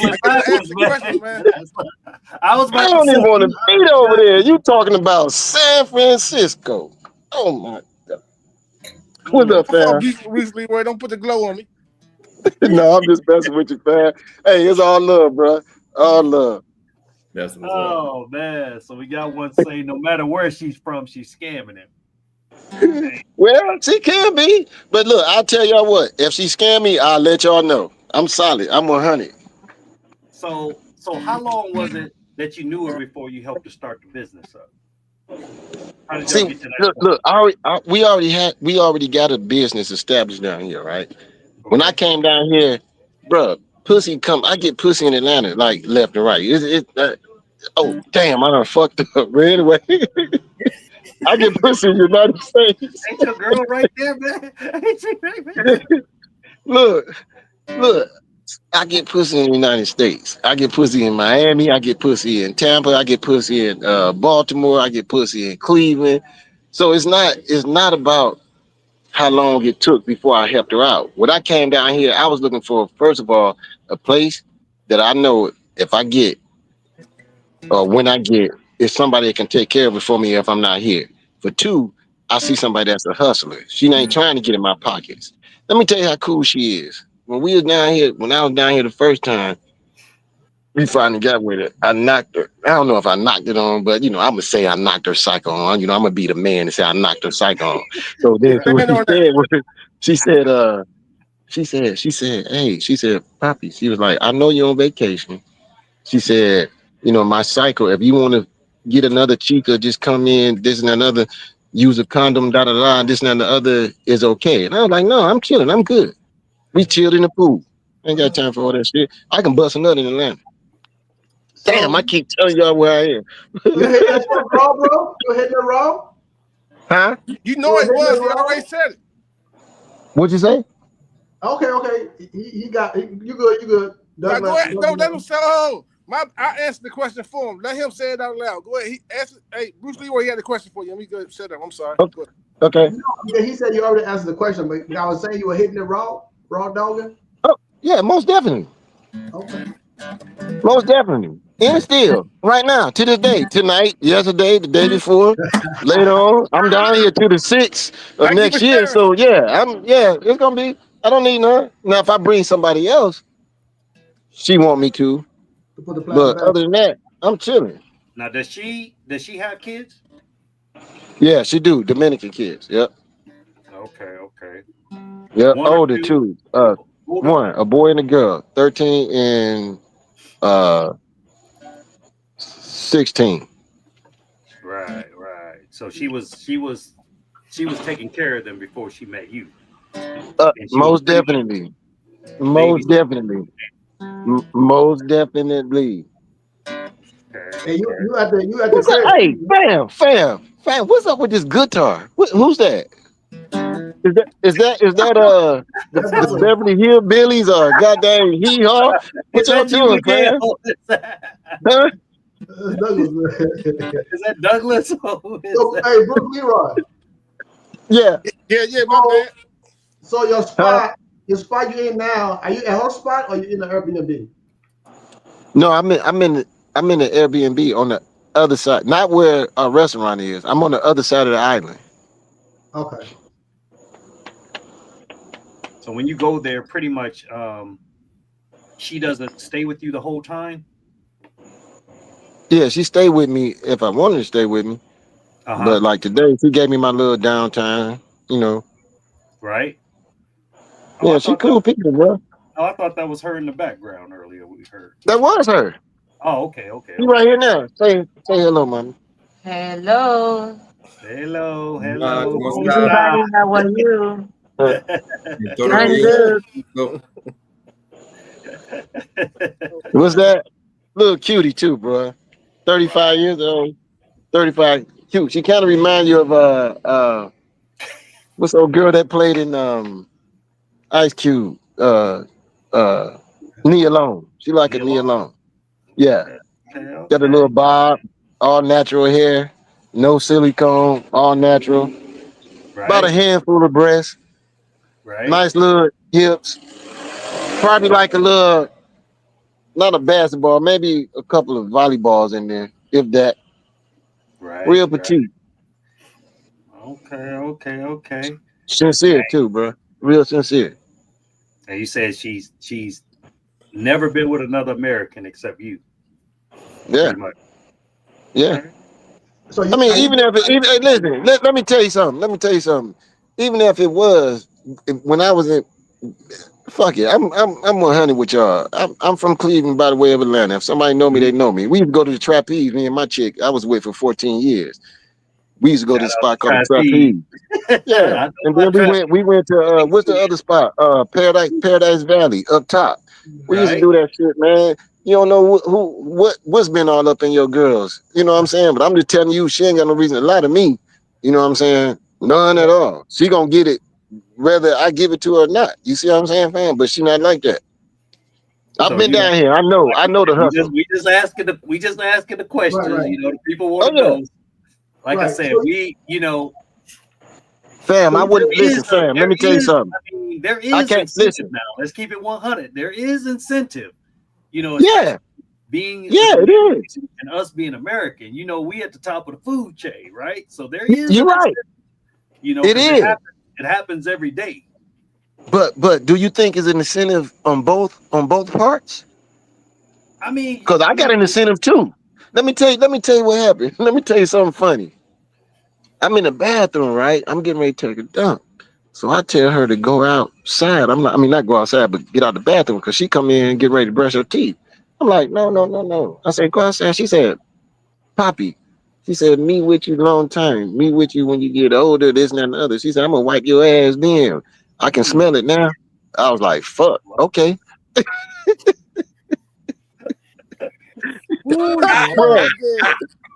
Bruh. Hey, listen, I'm gonna tell y'all if it goes south. Because I'm gonna be down there on one of your trips for one. But I'm gonna tell you if it goes south. I'm gonna tell you right now if it goes south. So you don't think like the chat want to know, is she playing? You don't think she playing the long game? Bro, she could be, but what the fuck? I've been married twice. I've been played the long game. Listen, I got a goddamn 5-bedroom, 3-story spot in Atlanta that I'm getting rid of that I had for my boys. I got 3 boys. 22. Anyway, I got 3 boys. I'm by myself now. But I built all that shit for them. Guess what? I'm by myself. I had shit all over the place. And I'm like, that shit didn't make them happy. So guess what? I'm about to make myself happy. So even in the long run, I've been played by chicks in the United States. What the fuck? What's gonna be different? what's gonna be different? When most of these cats, like I said, most of these cats can't do what they do out here. So they go up there, they come out here and can't do it in the United States. So this what happened is they get one down here that they can, manipulate or make them feel like they love you and all that, whatever the case. But when they leave Atlanta or when they leave the United States, they don't know if somebody's stroking that girl or not. I thought I was that guy. I thought I was that guy that somebody couldn't backdoor me, but it happened. So I'm like, what the fuck? Hey, Bruce Leroy, what city she from? San Francisco. San Francisco. Bruce Leroy, what city she from? San Francisco. What? Okay, so what is near? What campo? It's like 2 hours from Santiago. What? Okay, so what is near? What campo? It's like 2 hours from Santiago. It's 2 hours from Santiago. Everybody mute if you're not talking. If you're not talking, everybody mute. Yeah, there's a lot of stuff going on now. Santiago. Everybody there's a lot of stuff going on now. Who is that?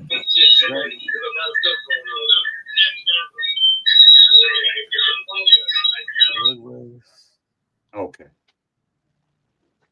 All right.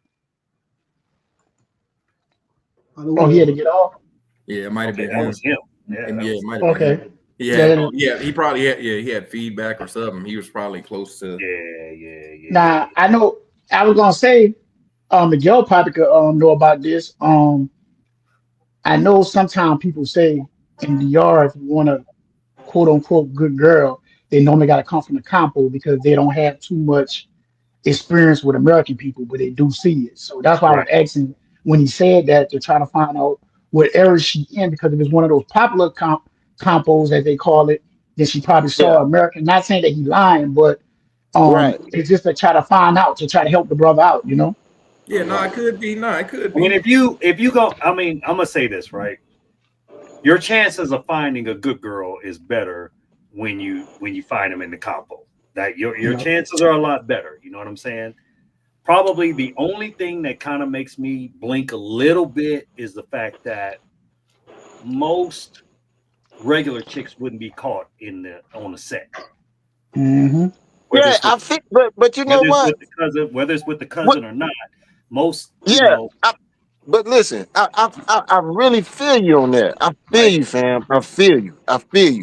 But let me tell you, if you would have saw the way she looked at me, because I looked at her, she thought I was looking at her for being at my VIP area without letting her come in.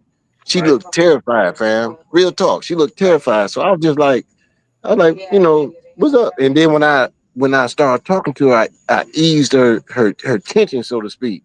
So, I mean, bruh, like I said, I'll let y'all know what happened. I'm gonna be around for a minute. I'm retired, so I'm gonna be around for a minute. I ain't going nowhere. I'm gonna be on this. What, you do this every day? Look, you do this every day or every we what? just kind of get on when something good comes on or whatever. Okay, well, I'm gonna bring a lot of good up here. We're gonna be on here a lot. I'm gonna be getting with you. The situation comes up. So, are y'all? Because I want to make sure I'm not confused. Are you guys? Did you finally put a ring on it? I did. Okay. And how long was it before you put a ring on it? When I came down this time, because I was supposed to bring one back but yeah, I gave her a little something. little something to have. Okay, so we got a guy, man. He decided he wanted to represent you pro bono. We can't have you up here Come here, without mommy. Come here, mommy. we Come can't here, have mommy. you up here without Oh, excuse me, representation, man. man. So Okay, that's what's up. I need some representation. I guess. we got your Hold on, lawyer. let me. Okay, hold on. Let me turn all this other stuff off. Cause I got to bring in my witness. Oh, shit. Hold on. Oh Lord, man. And I gotta re-up, baby. It's getting good. Hold on. God dang. Hold on. Take him to homie court. Y'all stupid. What? I getting the homie. Homie, don't play that. I'm getting the homie. He said take Hold you to on. homie court. So look. So what I'm gonna do? Come here, mommy. Mommy, come here. See. Felicidades por tu compromiso. ¿En serio? Yeah. Hey, felicidades. Oh shoot! Hold on. Hey, welcome to Life of Unc J, baby. This is where we Hold break on. the stories. Hey, can y'all see this? Can y'all wait see a this? minute. Got your Rolexes? Oh my God. Hey, listen. Can y'all see this? What the Rolexes? Can y'all see this? Yeah. Hey, Okay. listen. Hey, is it? Hey, you know what? Hey, watch this. I'm just gonna let y'all see what's going on, just because. Oh, Okay. All right. all right. All right. Okay, so let's go ahead and start this chat. I mean, look. Hey, we love receipts, brother. We love receipts. Hey, listen. Do I gotta raise my right hand and be sworn in before we get this trial together? How we gonna do this? Let me know how it's gonna go. Oh, I ain't got my nothing to hide. Oh Lord, man. Oh Lord. Hey, man, it looks like we need a prosecuting attorney. What you prosecuting me for, fam?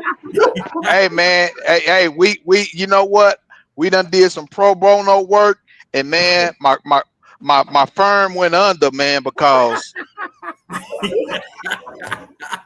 man, we got people off, man, and then they repute their statement, man, and I'm looking like a fool, man. So you know what? I'm solid. Hey, I'm solid, fam. Whatever you say, whatever you sentence me, I serve my sentence well.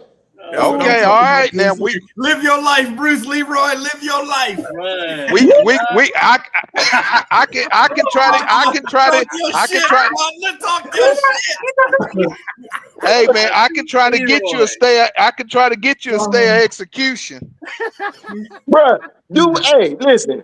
I've been to the mountaintop. I seen it. I've been up there. I'm ready to go. I don't reach my utopia. I'm ready to go. Okay, let's see what the chat say, man. I want you guys to put in the chat whether or not you believe he's the first American and believe that was the first time in the joint. I'm just curious. And while we waiting on the chat to respond, hey, where you at, Sick of the Lies? Where you at, baby? What's happening, bro? Fam? What's happening, fam? You good, man? I'm good, man. Hey, before I start, look, I want to take a moment to apologize yesterday, bro. I'm never trying to disrespect another man. I was out of line, bro. Roman, what's his name? Roman? The guy who Roman travel, something like that. Retiring Rome and yeah, retired from Rome. You're good. Even I know you're good. No problem, man. I don't take that stuff personal, bro. I appreciate it, bro. My bad, man. Yeah. That's a real man shit right there. Oh, I was lit, bro. There ain't no excuse. You know what? That's some real man shit right there. That's what I'm talking about. Yeah, appreciate that. You need to keep this shit going, man. You need to because motherfuckers always want to grab up something and put the guns and stomp this and do. Come on, fam. We just talking.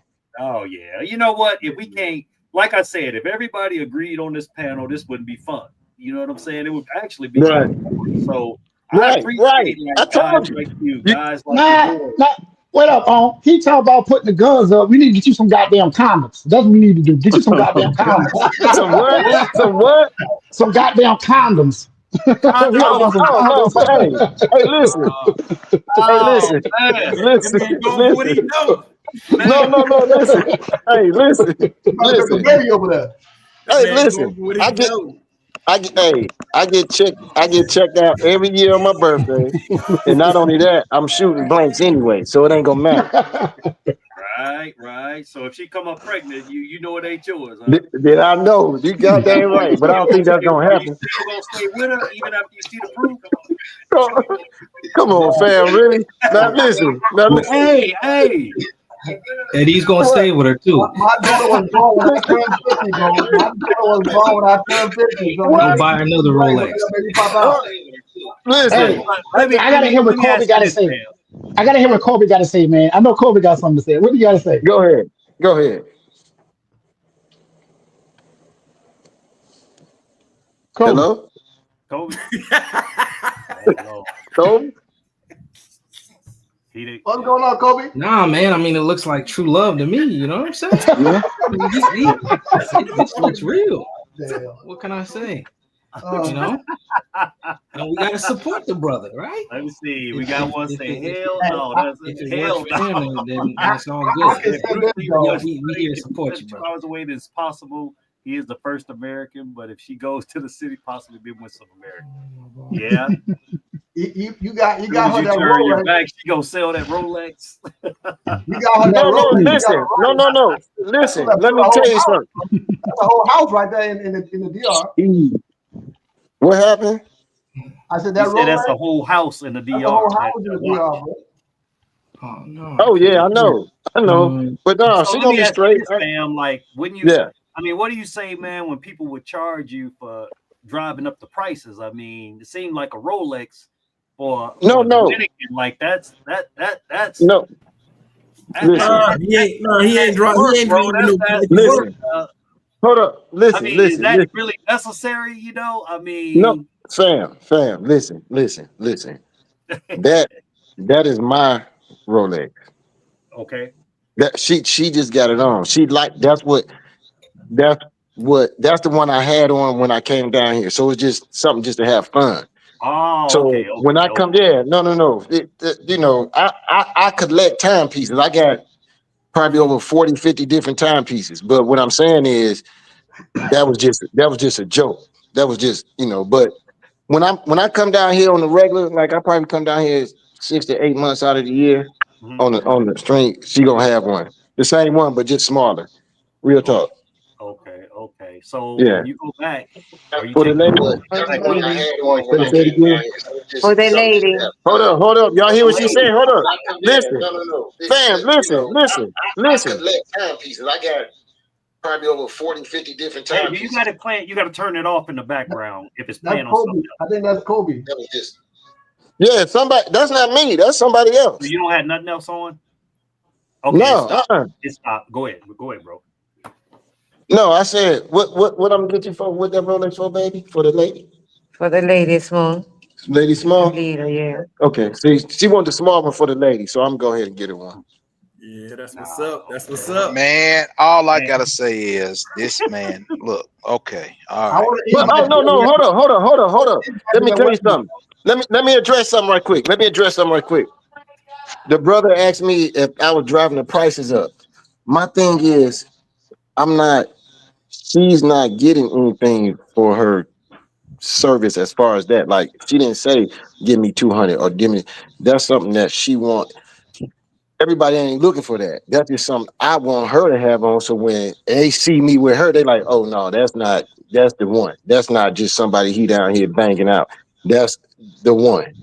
You see what I'm saying? When they see us walk together now, and she got that on, and she got a ring on, they like, oh, what's up, fam? I'm like, what's up, cuz? It ain't, oh god dang, look at that cheek. I'm trying to get her when he leave. It ain't none of that. Quick So question, that's how right? I'm doing it. Do you think about her safety when you're getting her stuff like that? She only have it on when she with me. Okay. That's what I'm saying. Only time she would wear it is when she's with me. That's what's up. Man, you's a bad man. No, fam, I just been through so much, man. I've been through so much, and I know what life is. I know what life is. I know what life is being lost. You know what I'm saying? I know what being happy is, and I've been working hard for a long time. It's time for me to be happy, Baby. and I've been trying to be happy in the United States. Baby. Yes, mom. You friend everybody, you friend thinking me working the street? Yeah, they think you work the street, baby. Me no working the street, me working the nails in my house. See. That's Tell them again, man. Right. No, Yeah. so let me say this. Yeah. This is a prime example of kind of what. Now we're gonna go back. Where is Love on here? No, Love is out. He's out in the chat room. We didn't have room for him in there. Okay, so this is now what this gentleman has found is what, let me say this, is what a lot of guys is looking for. Okay, right. Let's just go ahead and call it a buck. Yeah. That's what everybody's looking for. Okay, and not everybody is gonna get that. Not everybody's gonna luck up and get it. Now I don't know how long, and I know I'm coming in on the tail end of this, so somebody, stop me if I'm reaching. But my discernment is kind of strong.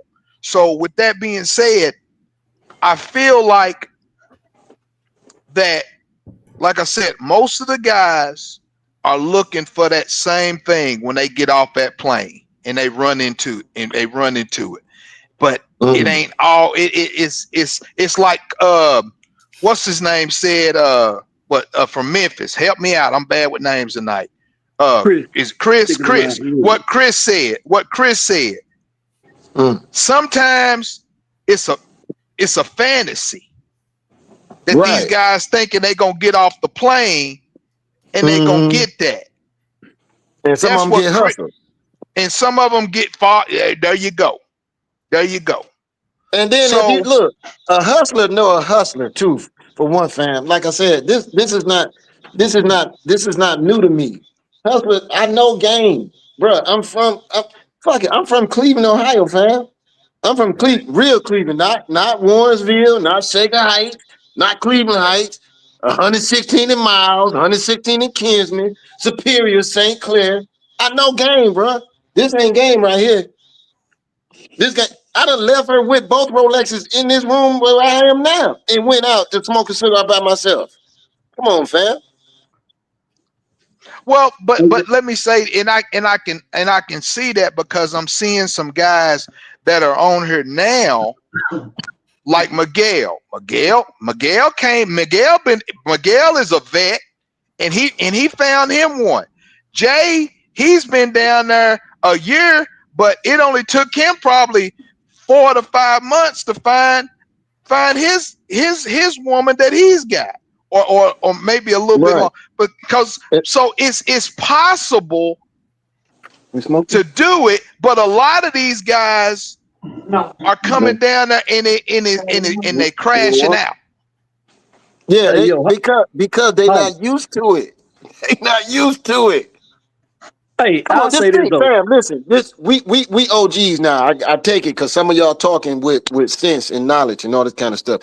Just think if we'd have came down here when we were goddamn 22, 23, 24, 25, we'd be fucked up. We'd be all over the place. Man, I would have had 6 more kids. Yeah. Go ahead, Chris. Let Chris talk. A lot of times you can hear like, I guess you could get a feel of something just from a person's voice, man. I think dude might got something legit, like with Love and Hip Hop. Yeah, you're welcome, bro. With Love and Hip Hop, it seemed like something was missing. It seemed like a vulnerability was there. You know what I mean? Right. That's why I was telling him maybe a woman your age. Because really, back to the age thing, the closer to 30 with me, I'm cool with it, man. I'm just saying, like when they 20, 22 years old, they mind ain't even made creative. She 35. Yeah, you good, fam. Thank you. I mean, ain't nobody. Most of our That's crowd from Dominican. Ain't nobody said they knew her yet. So hey, man, we appreciate receipts, bro. So I can't do nothing. I can't do nothing to respect the game, baby. Because I mean, thank you.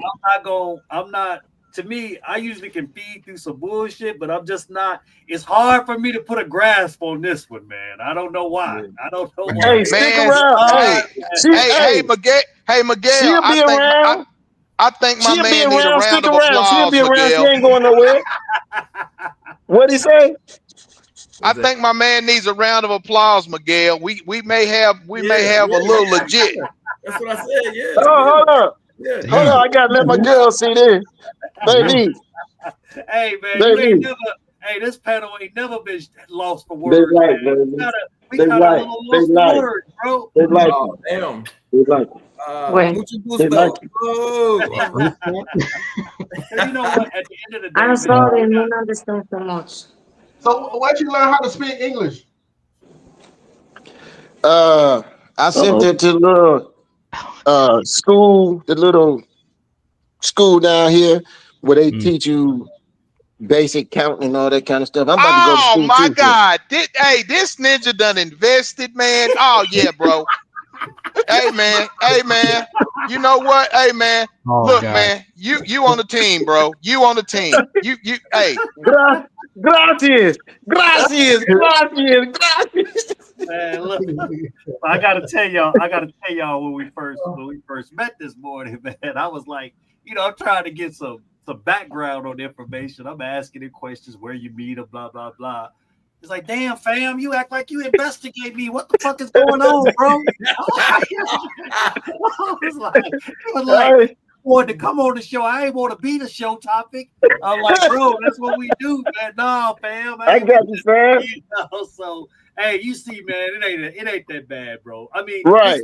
It's cool, fam. If somebody come on here and we smell bullshit, it's like blood with sharks, man. We coming, you know exactly. what I'm saying? Exactly. You gotta get a people what they want. I ain't gonna just. I'm not the type of dude that's gonna lie on somebody. I'm not the type of dude that's gonna try to say something just for entertainment. I mean, it is what it is. There ain't nothing there. I mean, so far, I don't know the rest of the panel. I don't know what you guys picking up, but I mean. It's hard. The only thing I caught now. What's that?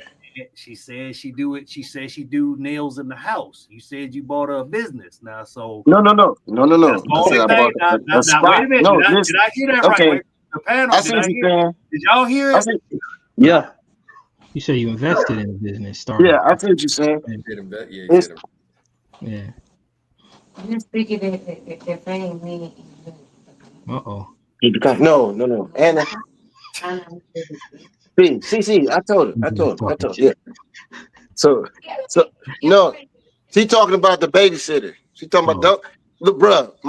Hey, I'm 100. I'm telling you, I'm 100. No bullshit in none of my game. Yeah. That's why I took the camera. That's why I turned the camera on. I ain't got nothing to hide. You know what I'm saying? Hey, bro. How long she been speaking English? So she left her kids to go babysit the other girls' kids. Because she still her dad and moms is still in the same area. She figures she can make more money. Yeah, she figures she can make money. How old are her kids? He said 13. 16 and 13. Oh, boy 16. and girl. She got two. Yeah. Okay. You gonna put them through school too? If that's where they want to go,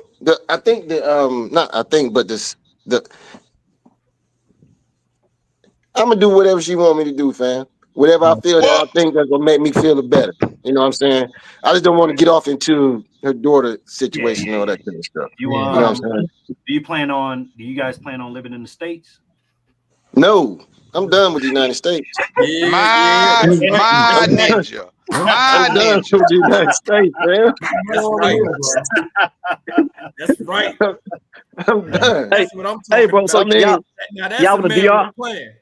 Y'all in the DR? Y'all not in the United States? Pardon me? I say y'all live in the DR? Yeah, we in the DR now. Yeah. Oh, you good? I mean, you didn't bring her to the United States like they said. You good? No, I'm not bringing. No, for what? Exactly. It'd be the same. Eventually, you're gonna have fun with it, but it's gonna be the same thing. Yeah, I ain't taking up. My utopia is over here. It got the water. I got the fresh food, the nice air. Everybody got. You can go out. You ain't got ain't nobody mean mugging you. Ain't nobody trying to bump into you touch your shoes and all that shit. See what you driving. Fam, hold on, bro, fellas. I've been walking ever since I've been down here. Look, and then I got on the scooter to go somewhere else. Shout out to Blade Runner, man. Thanks for the $5 cash app, man. We appreciate you, brother, for supporting the show. But yeah, man, you know, hey man, damn, bro, you hard to break now. I'm trying everything, man.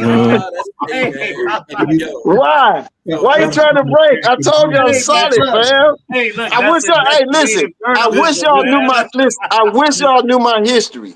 I wish y'all knew my history. I'm solid. Hey, Bruce Leroy.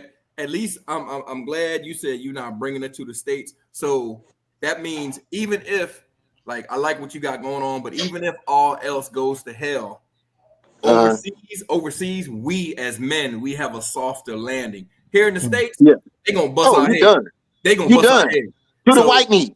Exactly. To the white meat. So you doing the right thing. Thank you, fam. I appreciate it. Yeah. I tell you what, I'm not seeing the crash out, you know. I mean, and you know what the thing about it is, no matter what situation you in, I mean, hell, I could crash out. You know what I'm saying? Y'all be like, damn, right. Unc put all it, man. He believed in Katia. He did this, so anything's possible. I don't put nothing past anybody, you know. But at the end of the day, so far, man, I think you looking good, man. I mean. My man visit this in 3 to 6 months. Like, I mean, it's only been 7 months. So, hey, it's solid, bro. What's your plan? Are you gonna continue to stay in the Airbnb? Hold on, man. Hold on, man. Are you gonna build a house? No. I'm getting ready to buy. I'm getting ready long-term lease a couple of spots in different places. I'm going to Panama too, so I might take her to Panama with me because my homeboy over there, and I might take her to Philippines because one of my homeboys stay over there. That's cool. That's what's up. Keep but we would not touch the US of A. Listen, all my flight. Look, my flight's not even going to Miami. They're going directly to wherever I'm going from here. You ain't getting no USA air. You ain't getting no USA water. You ain't getting no USA sun. You ain't getting none of that. Everything's gonna be. That's what I'm talking about. Out of the country. Hey, another thing though, hold on, man. Brother said, beware of the long game, brother. Let me tell you. Hold on. Let me just address this shit. What the fuck is wrong with y'all niggas? All women, if they're smart, play the long game. Like, if they're smart, they play the long game because they want to get with us for provision and protection. So we really need to cut this dumb shit out about the long game because they all fucking playing the long game. I was married 3 times. Guess what they was playing? They was playing the long fucking game. So let me tell you. Come on, and that's what the blueprint is for. It used to be for the white females. Go to college, find you somebody in there that's going through it. Have a couple babies by them. No matter what they look like, if they making money, you get pregnant by them. You done for the rest of your life. That's the long game. Yeah, and just to expound on that a little bit more, y'all ninjas who still stuck over here in the U.S. with this mindset, talking about, y'all gotta go here, y'all gotta. I tell you what, y'all can have all the women we leave behind, and when they leave y'all ass and they take y'all kids and they put you through that court system, guess what? Your brother's still gonna be overseas to welcome you with open arms and tell you, come on, brother, we gonna pick y'all ass up when they drag y'all motherfucking ass through the mud. Damn. Hey, now y'all gonna have to pass the collection plate, because that was a sermon. Oh my God. But you know, Miguel, it won't happen to them. That's what they say, you know. It's different. You know. I mean, we all have been victims in some type of way, form, or fashion. You know what I'm saying? I mean, I don't care what. It's just whether or not guys will admit it. That's why, like, even with my man Lee, you know, I respect the brother because at least, you know, he stood on his business. You know what I mean? He believed in what he doing. You know, and a guy actually wrote me a long ass message today about Lee, and he basically was like, you know, I really feel for that brother because I think he really wanna do right. he really want to do right by people. It's just that I think it's the wrong people, you know. And I basically was saying, well, you know what, we're going to try to introduce him to some good chicks down here and put him in some decent situations where he can move a little bit different. But you know, he definitely, I can tell that the brother has a good heart, man. You know, and he a good dude, man. He a good dude, man. And at the end of the day, man, we'll clown each other, we'll make jokes or whatever. But at the end of the day, man, we really want the best for everybody. You know, I'm not gonna. I mean, I don't want nobody clowning me if I decide to marry Katia. You know what I'm saying? But you know, I know her. I'm here with her every day. I'm dealing with her every day. You know, I've kind of crossed my, you know, did all my stuff. Is it likely to happen? No, but you know, I'm emotionally scarred. You know, even Brad was like, man, I'm telling you, bro, treat that girl right. You know what I'm saying? I'm like, nigga, get away from me with that Western ass mentality, man. What up, Brad? Hey, man.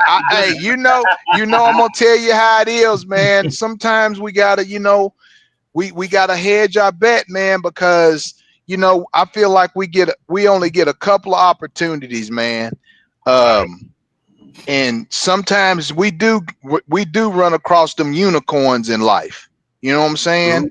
So we gotta treat it with respect. Now, you know, sometimes, you know, people come into your life for a season, and we know seasons change. Right. So, you know, that's how you got to look at it, man. But I do believe in karma. If you treat people right, you put down the play and tell everybody what's going on and don't take anybody's choices from them, man, your conscience is free because it was their choice to deal with you rather than you selling a woman a dream. And everybody knows when you sell somebody a dream, shit, they gonna wake up from a damn nightmare. You see what I'm saying? That's the way it usually happens. So that's my take on it, man. You know. Thanks. Kobe, did you see anything? Did you see anything kind of or hear anything that kind of made you like, you know, skeptical about Bruce Lee in this situation? Nah, that's the thing. It was kind of tough because he ended up kind of clearing everything up, you know. Right. Yeah. Nah. Because I mean, I ain't never seen Miguel this quiet. Yeah. Did he say he wanted to marry her? But we ain't no haters, man. We ain't no haters on this platform at all. Yeah, no. Every time I was thinking about something, somebody else would ask it, or he would clear it up, and I was like, damn, okay. No, I mean, I was thinking, like I said, when I seen the little tag on it, I was like, man, boy, this is gonna be a double execution right here, boy. We gonna lethal inject him, and then we gonna put him in the chair. We gonna. I mean, he's ready to persecute him. I mean, when I first heard it, like he done put a ring on it or whatever, I'm like, oh Lord, here we go. That's what I thought too. Here we go, man. I'm like, this ain't looking good, you know. Now, also too, look. But if we clowning brothers, man, look, if we clowning y'all, man, I would be more concerned if I do something. So, all right, say I do some dumb shit. I would be more concerned if Jay don't clown my dumb ass. Yeah. You know what I'm saying? Because then I'd be like, I know I'm like, after a while, after I realize that I messed up, I'd be like, damn, this nigga ain't even say nothing.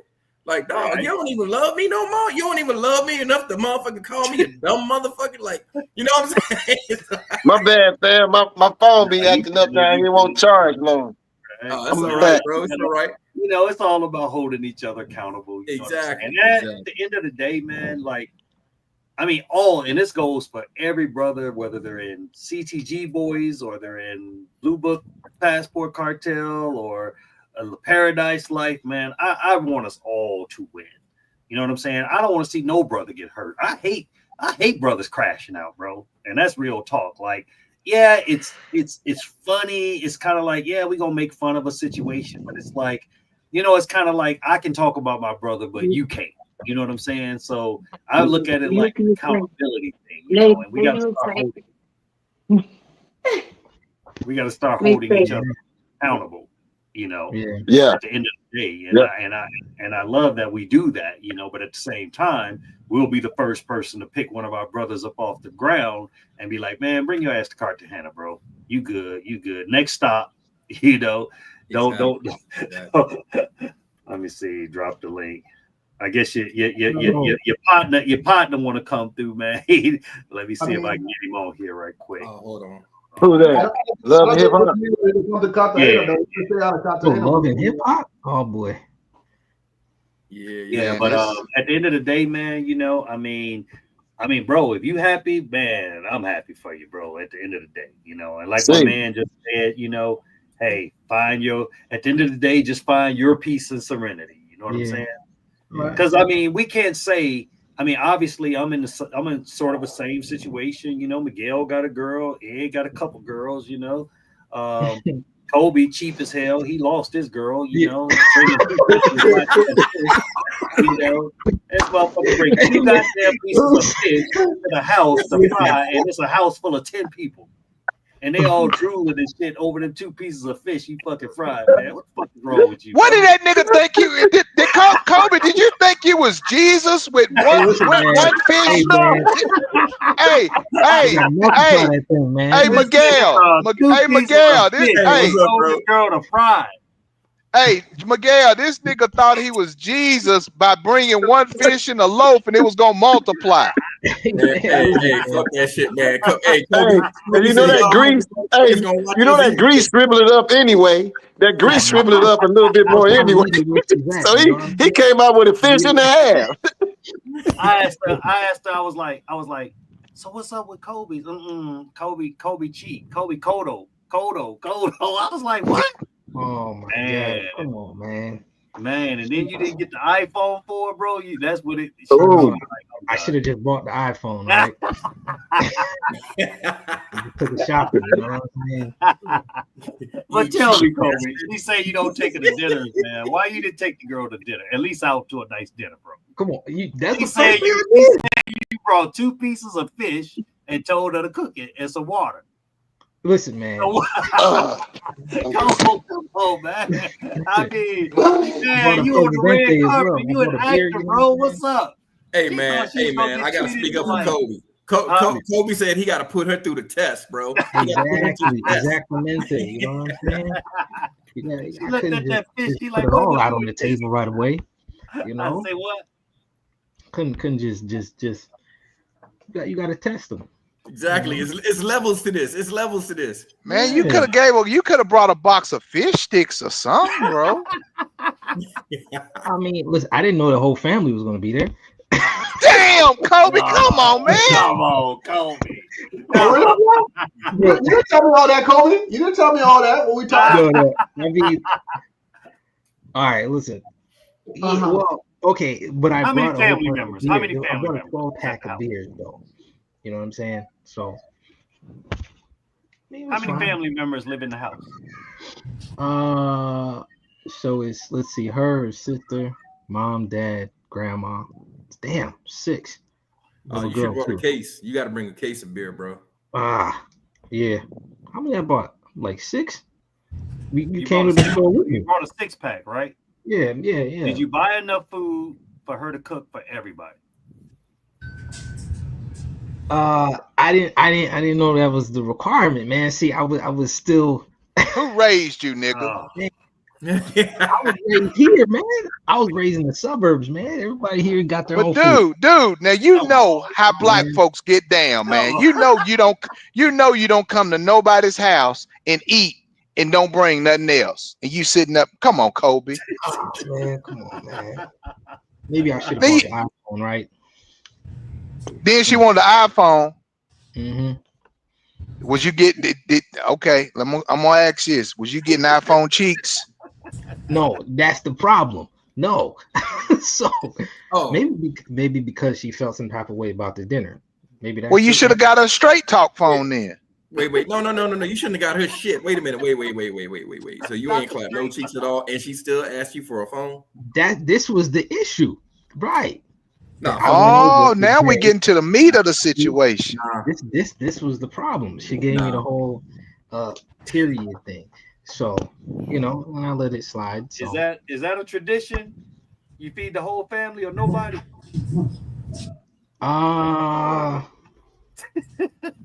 Damn. Ed, Actually, yeah, I think it is. But I mean, she asked you for the phone before you got there, right, Kobe? Or she asked you for the phone when you were there? Before I came, the day right before I came back, she asked me. Wait. The day before you came back. Right. Back from where? So I was at Uncle Jay's spot twice within 6 weeks. So when I went home for about a month, then I came back. But you met her before she asked you for the phone. Yeah. Oh, okay. Yeah. But she asked me indirectly. She said, can you get a phone and then I'll pay you back when you get here? And I said, what you gonna pay you with? Them fish bones? What the hell? She ain't got no job either. But Jay already knew. He was like, oh, she gonna want an iPhone, bro. And I was like, are you sure?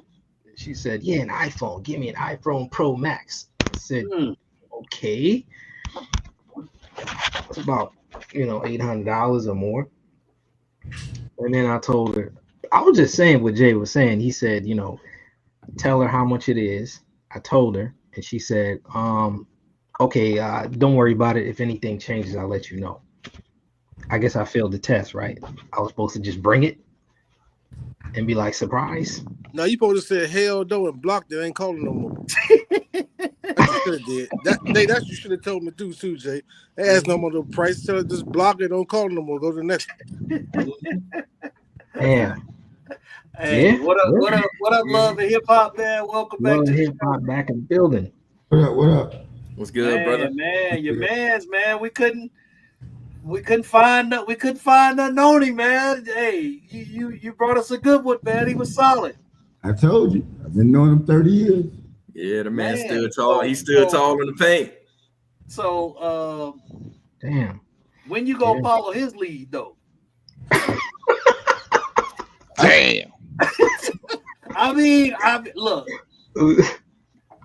I mean, birds of a feather supposed to flock together. Now it seems like if you get him back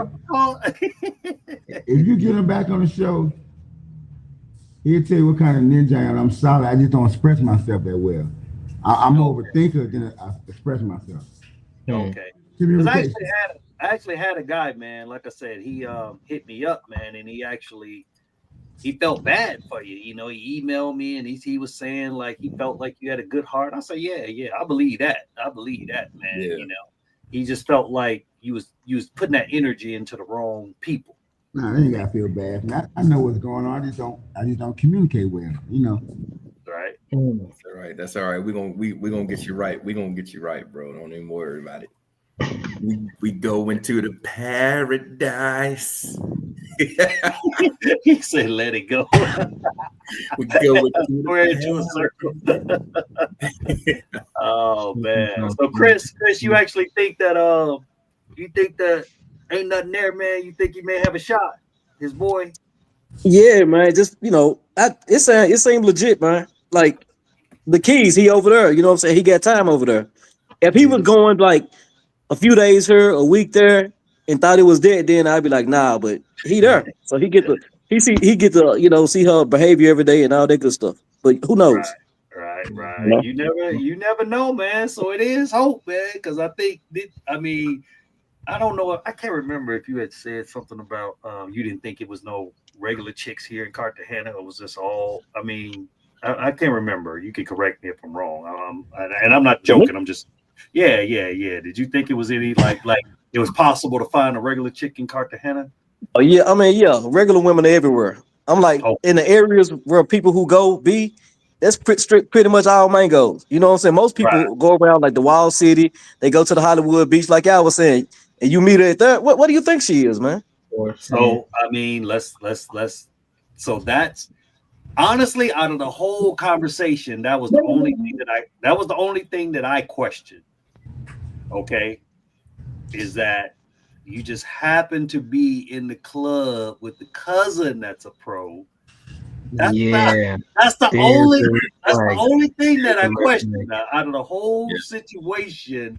Like, I don't think that my girl would be caught in a club with no other Colombian like that. Like, no, she's been to the club than with me. You know what I'm saying? Right. And that's because I drug her with me because I ain't want to be bothered with all that other nonsense up in there. But I don't think that she would hang out with a known pro in one of those type of spots. I mean, y'all can give y'all opinion on it, man. And I mean, because that's the only thing that I saw out of the whole thing. I don't know about that babysitting story, man. I mean, so I'm gonna leave my kids go to make extra money. I mean, how much money would you make from your cousin babysitting? Yeah, see, that's the only thing I can put It my gets kind of a little shaky now. Yeah, that's the only thing I can put my finger on. A person in her situation, single mother of two, of course she gonna act right if she feels like, you know, she in her 30s. Like, that's where I think, like when Chris was talking about, you know, trying to get somebody, you know, closer to your age range, you know, at least she's in her 30s. And I think she's at that age where it's just like, okay, man, I gotta do right. You know what I'm saying? I gotta lock this down. You know, this is like you don't want to fumble the bag. And I'm just playing devil's advocate or whatever. Like my man say, birds of a feather flock together, you know, but I don't know, man. That whole innocent acting in the club, you know, at 34 years old, like, you know, that's a little. But I mean, I'm still wishing, but that's the only part that I kind of think. What you think, counsel? Well, I mean, I think that it's legit, man. I'm sitting up here racking my brain, man, trying to find holes in the testimony. And I mean, hey, it's man, I'm waiting. Now I'm gonna tell you what, you come back up here. And she done ran, and she done ran off. You know we gonna get you right. I'm with you, Jay. I'm with you. I don't believe it. I don't believe that story. I think she might have been. And this is just a cynical me. I think she might have been out there, but she see that she got a good one, and just like you said, she weighing everything. She taking everything, and I think she's a smart girl. She like shit. I'm 37 years old. I better slow my roll. Rolexes, diamonds. I mean, hell, in those situations, I would change. Yeah. I mean, this is what I think. And let me say this. But here's the deal. This is what really got me, guys. He invested in her, man. He invested. Hey, ain't nothing wrong with that. She went just like my man went to he went to the school. He went to sex addict school on the weekend. She went to school, man. She reformed, bro. She reformed. That's what I'm saying. I mean, he invested. So guys, what now? I ain't good. No, she good. For real. I think she good. She good. Yeah. Unfortunately, he won't know. He won't know unless he fall off. But I think she good. No, so this is what I think, guys. So let's say the day that he met her, that could have been her first time at the club, period, because her cousin probably say, look, you over there struggling, come down here, right? Yep. You can make some paper. A better first day to the club, man. Right? And then she meets him. I mean, that's what I'm telling you. That's what I was kind of thinking too. I heard another story. I'm capping, bro. How am I capping? Come on now. That sounds like the story he told himself. I mean, that is true. She could have met for the first time. That could have been her first time at the club. Exactly. It happens, bro. She probably like come make some money, and she happened to hit a lick the first time. Exactly. You know. Yeah. I think that's what happened. I think that's what happened. Because then one of y'all say a story one time about a girl that was in a club, whatever. Her sister was about to put her out, so she said, "You gotta go, go mango." Or maybe I heard it from somebody else. That's what I was thinking. Maybe like I guarantee her and her cousin run that same story back and forth. I guarantee. I guarantee. Oh, you was calling that story. I guarantee you, if it would have been Halloween weekend, it would have been her cousin who was watching the kids, and she would have been out in the club. That's just me. That's just the cynical me. But like I said, I think that she was like, oh damn, I got me one. I got me a good one. So let me slow my roll. Let me just. That's what I got the game. And guess what? We all adults, right? So remember when we all adults. It ain't nothing wrong. Do what you do. Remember when she interrupted and she said basically, oh, so they think I'm a working, like most girls that's out there wouldn't even pick up that type of language, right? That barely knew English. You know what I'm saying? Like, why would that even come to her head that we talking about working girls and stuff like that if she's never been into that world?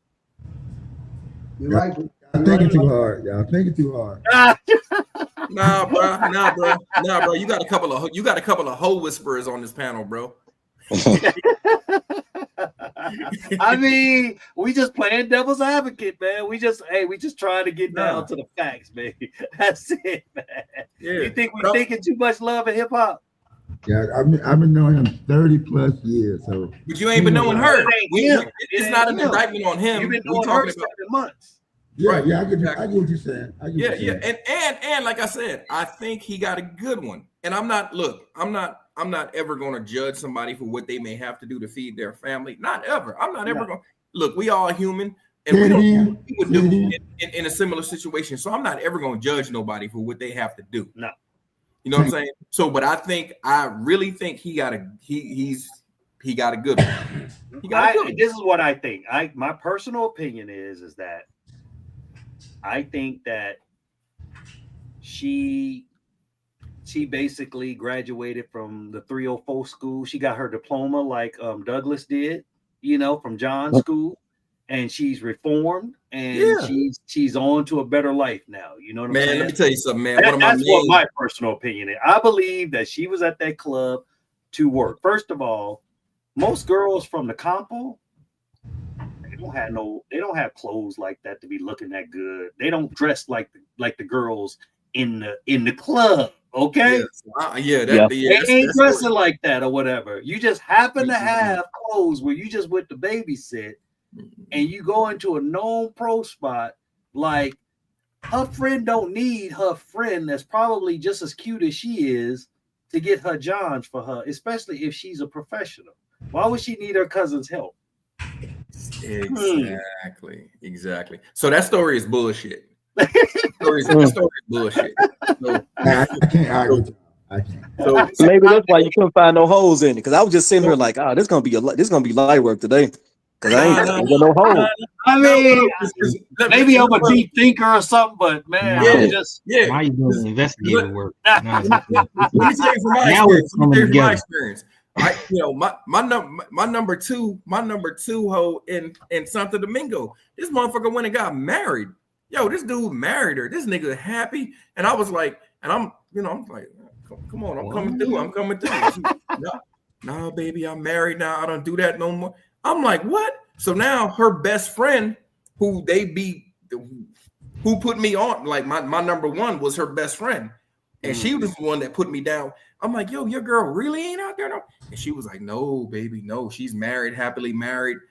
He took her out of her life. She don't do that no more. I was like, not even for. She was like, no. She said she can come and see you and just say hello, and we can go around the seat, but she's not doing that no more. I was like, what? Wow. So which is smart. Yeah. Because I'm not gonna marry her. So why would she? Yeah. I mean, like I said, I don't blame the chick, right? No matter what. No, I don't know. I'm not gonna call her a pro, but it's just some pro tendencies in there with the whole way the story was going, And like I said, I'm not here to bust nobody's dreams or. Hey, go back up to the comment before he said y'all ain't gonna let them. I don't want to see no brothers out here getting hurt. I'm just if I'm gonna evaluate and do this show, I have to look at everything. You know what I'm saying? And that's the part that I'm like, I just, like I said, I kind of know how my girl rolls, and I know how other chicks that I know that's regular chick rolls. And I mean, I give you an example, okay? Miguel and I, we were at a festival, and it was this concert. So it was some questionable people around us. So my girl's friends were supposed to meet us there. They came, was getting ready to get in line, and they looked at the girls and they was like, "Hey, we'll see y'all later," or whatever. And so later on, I found out, I was like, "Why'd they leave or whatever?" And they had another slang name for basically a 304, but they knew that they were I don't workers. get that. Could you try again? They knew that they were workers. You know what I'm saying? So it just it turned them off, and so they got out of that situation. They didn't say, because they didn't want to even be associated with that. So that's my thing. It's like, if you're a regular chick, you know what your cousin does. Why would you even go there? You went there. If you were babysitting, would you bring your best clothes to go out to the club? If you're supposed to be babysitting, why would you have the club clothes? And he said she was looking good now in that white outfit. She said that was his words now. So she came from heaven. She came from heaven. She got down on one knee. With the Rolex on.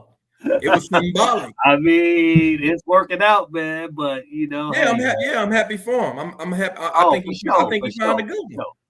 But like I said, man, if I can, I look at it like this, right? I gotta be fair in this thing. If I can ride Miguel can ride me, Ed, Kobe, Chris, Brad, all of us. If we can ride each other, we can ride anybody. You know what I'm saying? That's just how it goes down, because then we're being, I'm not being authentic if I just sit there and just let it just all slide. And I know some guys in the chat feeling the same thing from the comments, man. They like, nah, bro, she playing a long game. She doing this, she doing that, man. Brothers, but I don't think anybody's just wishing bad on him at all. No. Hey, Jake, can I say something real quick? Yeah, go ahead. So first of all, y'all gotta stop misrepresenting me, man. Y'all called me twice, said I was reformed. I'm not reformed, right? I'm still out in these streets. I'm still a hoe. Nah, bro, you got the John diploma, bro. I passed the class, but I'm still out here in these streets. I'm not trying to get married. I don't have no Rolex. I ain't getting nobody no watches. None of that shit. I think like y'all, a couple of y'all said, man. Everybody know that they looking for the good thing, right? Yeah. She spotted a good thing. Right. I ain't saying she ain't gonna be legit. I ain't gonna say they be married for 30 or 40 years to death do their part. But it's like any other woman. When they find that good thing, they're gonna jump on that good thing. Like old boy said, his number 2 got married. When I was over in DR early December, right, I was telling my number 1. I said, I hope you don't get married by the time I get back. So she's like, Pop, I said, look, if you treat the other niggas like you treat me, or halfway the way you treat me, I said, I'm a professional. I've been tricking for a long time. So I don't go for the regular trick games. So I can see all the stuff you're doing is fantastic. For a regular dude to encounter you, he's gonna ask you to marry you. Mm-hmm. And that's just how it is. The game tight, they're gonna get done. Your man said he was skeeting up in that joint and everything. Y'all let that joint slide at first, and man told him, you ain't got no corners. So he all in. And I'm with y'all, man. To each their own. I want everybody to be happy, man. Like I said earlier, he in a different lane than some of us in. Mm-hmm. Right. We're gonna pull over, let him pass. Do his thing. Oh yeah. He got to do his thing. Yeah, buddy is happy, so I'm happy for him. I'm still wondering how you go from pimping to tricking, man. Like I say, we all pro trick, man. But let me ask you this: so what outside of the game, outside of not getting caught, because like I said, that's the one thing that used to terrify me in the States, man. I didn't want to be. Right. I was talking about this, Chris. Didn't because Chris from Memphis, didn't they have that paper that they put out for the jobs? They get caught. It's called Just Busted. Wow. Yeah. Called Just Busted. Did we put your picture up there too? Yeah. Hey, look, Oh, like him, man. I was the reason why I don't do that stuff in the United States, man. Honestly, like he said, I don't want to go to jail. One, and number two, it's embarrassing. Yeah. Mm. They embarrass you in Memphis, boy. Yeah. They put you in that paper, bro. And when you go to court, they say like it be people in there. They just call your charge out all loud, man. I ain't trying to be like patronizing prostitution. I'm straight. And you know what? I used to tell people, like, when I lived out in Memphis, bro, I'd be driving down Lamar, man, and I'd see some bad ones. I'm like, ain't no way, bro. That's gotta be a cop, man. That's gotta be a cop, bro. And I was telling the cats about Ebony Lace. Oh, I've been in the lace. I've been in the lace. Well, I think when I was in the Navy, I came home one time. I was in the lace every night. Hey, boy, the lace wasn't Yeah, no joke, man. was it? He was right, man. That's I remember when I was that's when I moved to Memphis in 1989 when I graduated. What up, and what up, Chief? And man, I tell you what, that's the first time that I ever really truly seen a pimp. It was New Year's Eve down on Beale Street. It was a pimp in a canary yellow fur. And he had two girls walking beside him with two fur coats on, and they had bikinis up under the fur coats in the middle of January. Bro, I lost my mind. I was like, this is no way. This is no way. And that was my first encounter ever seeing a pimp in Memphis. I mean, tricking is what made me join the Navy, to be honest, you know. I mean, straight up, bro. It's like, okay, so the recruiter come to the school, right? And wasn't to serve your country?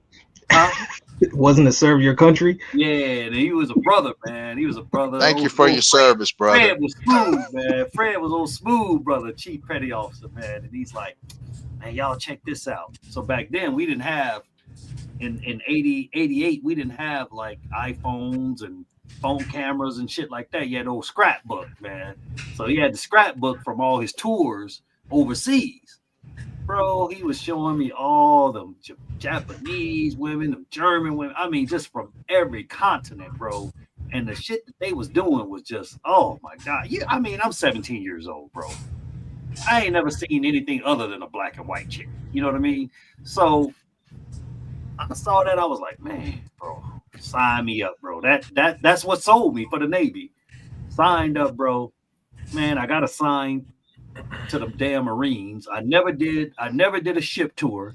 They closed the damn Philippine base that I was wanting to go to or whatever, Subic Bay. So it's just like everything that I signed up for, it ended up not coming true. So I really didn't get a chance to, just other than war and stuff like that, I never got a chance to travel overseas for pleasure. So, you know, if I could do it all over again now, I would have a different outlook. But I was like, man, I'm not trying to be on no ship like that. You know what I mean? But yeah, the tricking game, man, it's crazy. And like I said, I was always scared of getting arrested. I ain't trying to go out like that, man. I've seen it too many times, man. And like I said, when they threatened my nephew that if he get caught one more time, he gonna do some time or whatever, and he had to reform. He had to literally reform, and he had to go to that same class that old boy went to, Douglas. He had to go to the sex addict class. You know what I'm saying? And I mean, it's a real thing, Brad. It's real, bro. And real? Man. It's real, bro. like, and to be honest, I mean, like, I know, Doug. I know you ain't reformed. I mean, if you went to Sasua and you had 23 women within 9 days or whatever it was, you damn sure ain't reformed, bro. Yep. I mean, let me ask you. That's a good trip. That's a good trip. I cut the trip early because I got scared. Good trip. I couldn't believe what was happening. I got scared. I said, I go home. I changed my flight and everything. You had to pay. So let me ask you this, brother. I mean, do you want a regular relationship? Do you want something meaningful, or you plan on doing this for the rest of your life? Now you're in your mid-50s, like me, like some of the guys on the panel. Is this the life you want to live till the casket drop? All right, so check this out, right? So I'm gonna say probably about 5 years ago, right? I was in a relationship, like the regular people do. Right. I was in a relationship for about 7 years. Right. And my hope was to get married and all that good shit, right? Right. But I got this demon that I like to have sex a lot, right? And the bride was probably about 9 years younger than me and shit. So I figured, she's my second baby mother. She got a couple of degrees, masters and all that stuff from Howard University and all that stuff. Titty still stand up, flat stomach. Right.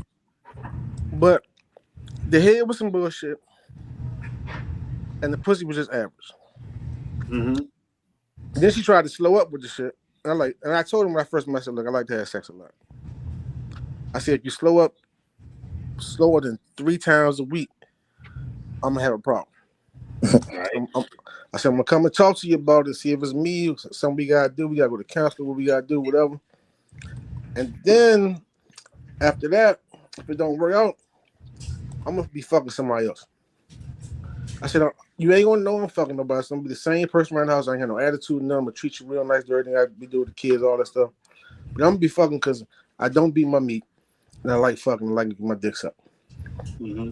So when that shit slowed up, I went to her and I said something to her, and she busted out, started crying. Like, what you crying for? I just don't know. I don't understand. I just don't be having to decide. I just don't feel like I be working so hard. I said, look. You want us to go talk to somebody? We can talk to a psychiatrist or something. So fast forward, we broke up. She ain't work out. And after I broke up with her, right, I started focusing more on myself.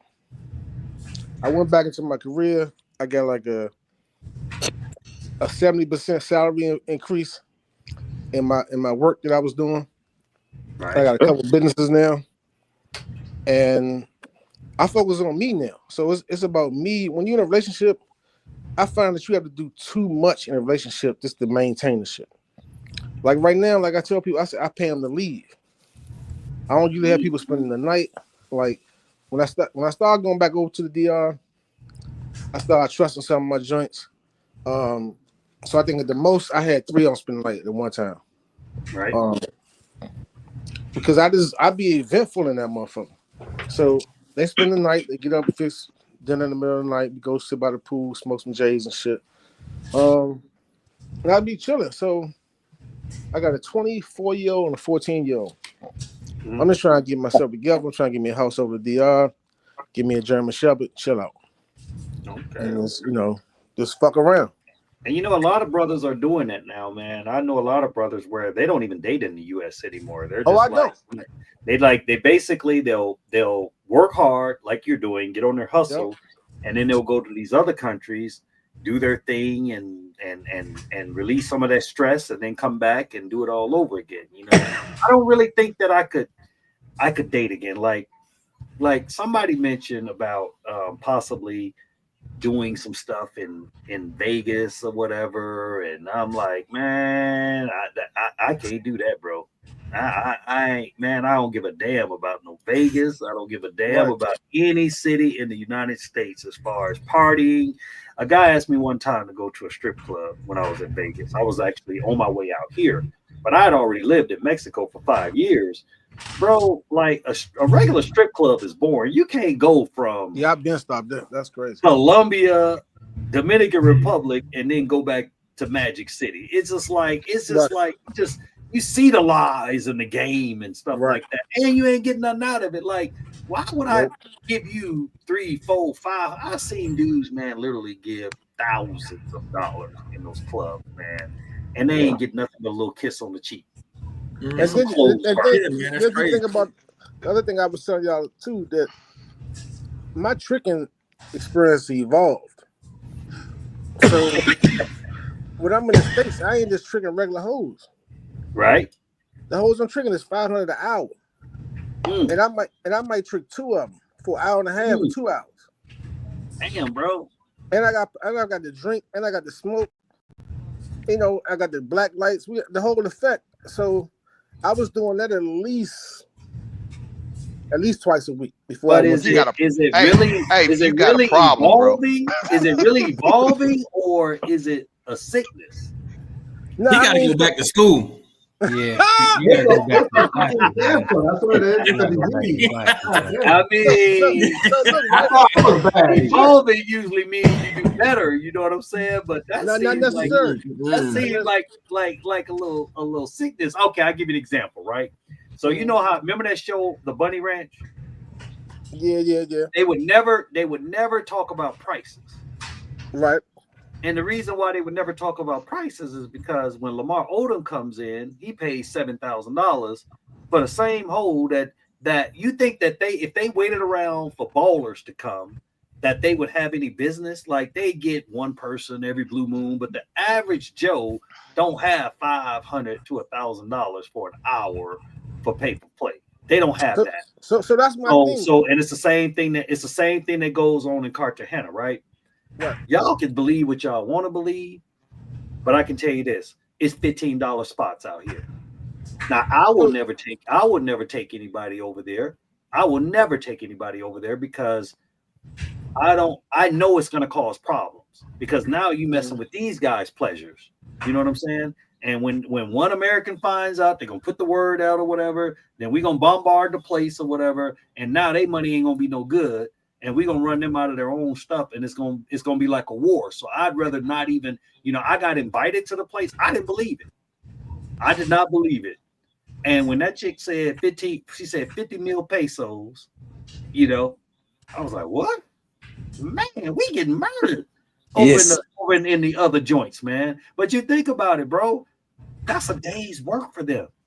Right. I pay my maid 50 mil a day, so that's a day's work for them to get some ass. So Right. to them, that's normal. And a lot of those chicks that work in those clubs have never, they straight across the border. They've never been to the tourist areas. They've never been outside of their little area, whatever. So they're fresh off the boat, basically. And I was like, wow, this is a whole nother world. But like I said, I won't expose it because I know somebody gonna get their head cracked up in there. You know what I'm saying? Jay, I don't want to be responsible. So like, hey, just drop me a map, Jay. If you ain't gonna take me. No, Chris, because you get to drinking at midnight oil, bro. I love you like a little brother, man. Man. I ain't gonna do that to you, man. Respect, look, man. y'all, Respect. I call it evolving, right? Because, like, say for instance, you got that $15 spot, right? Right. You mentioned the Bunny Ranch, right? Right. You mentioned Seward, Cartagena. Right.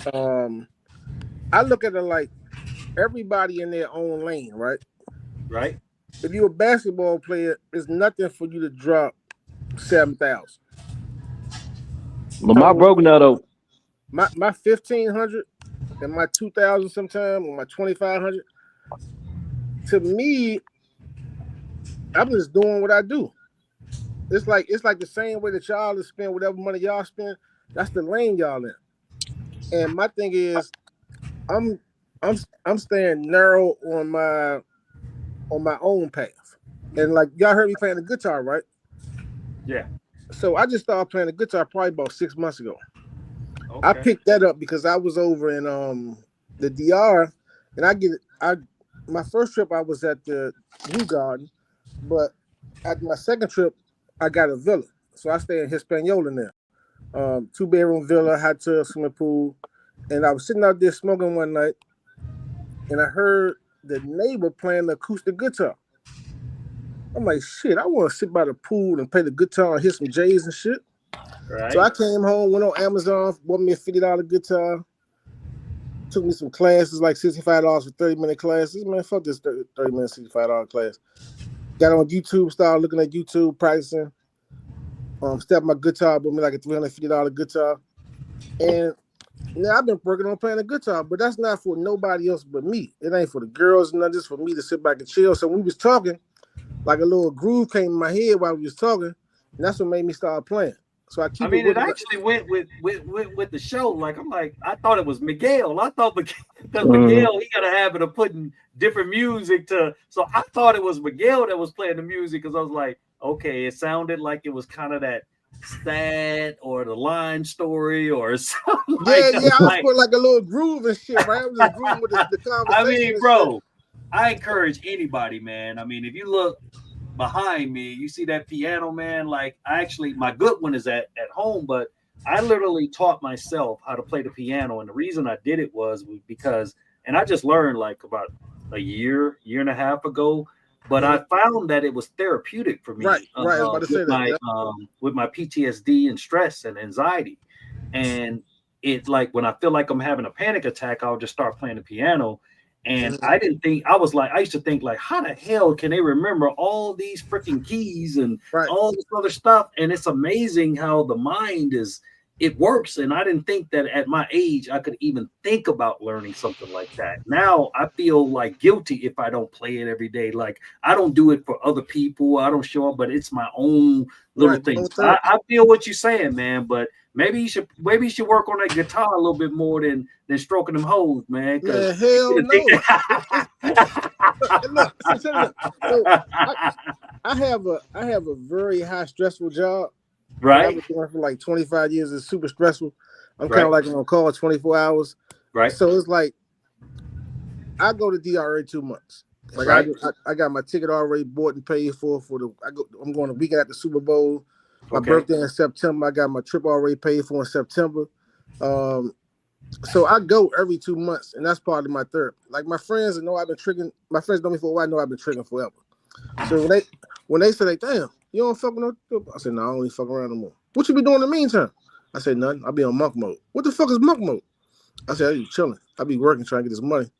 And so one of my friends said, you don't beat my friend said, you don't beat your meat? I said, I don't beat my meat. I don't believe in that shit, man. Beating my meat ain't no fun. I need some pussy in front of me. So I just be straight just grinding the whole time. Just chilling, grinding, and my stress is my guitar, my kids, and hopping on that plane and shit, man. So, hey, Damon, can you hear me, Damon?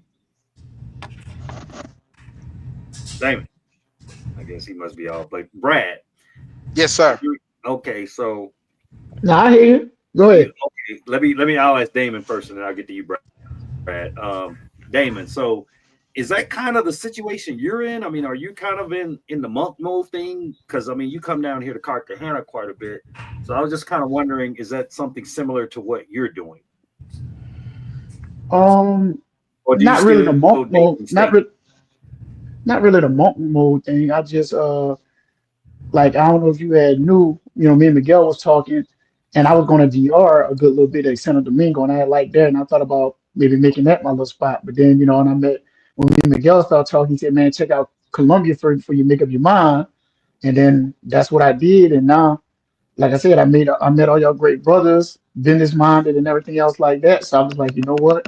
I think it's gonna be the spot I'm gonna be at, And then, like, what I'm trying to do with my VA stuff and all that.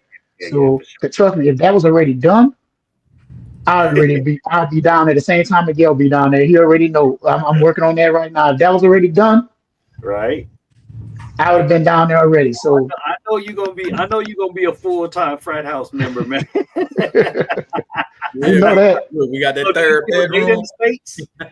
Hey, he know that, because I even told him, man. I had somebody find me a little spot, like you said. Everybody not made for the barrio or nothing. Shit. Right. I had somebody find me a little spot that was like $180. It's like, it looked like a little studio. It's in you can ask Miguel. I asked him, it's in Canapote by the airport, and I asked him, say, hey man, how that area is. I stayed the last time I was down there. I stayed down there for like 2-3 days. It was okay, but I would want to get a better place, but like I said, once I finish getting all this stuff done, I can see myself being on there for good, Okay. Do you still date in the States? No. Okay. I dated. Me and my ex-wife broke up. We got divorced in 2022. It was like the early part of 2022. It took some time to get done because we did it ourselves. I say after that, I tried to date a couple people, and it wasn't the same. And I just say, if it come my way, it come my way. If I come across something, but I don't put myself out there looking. Right. What about you? My tenders stay on overseas. They'll never stay on nothing local. What about you, Brad? Man, you kind of you kind of hit me up a little hot this morning, man. How's the American game going? You say you can't really speak on Cartagena. You just been once, but I know you still in that game, baby, in Kentucky. So what's the game like out in Kentucky? Man, I'm about to kill myself.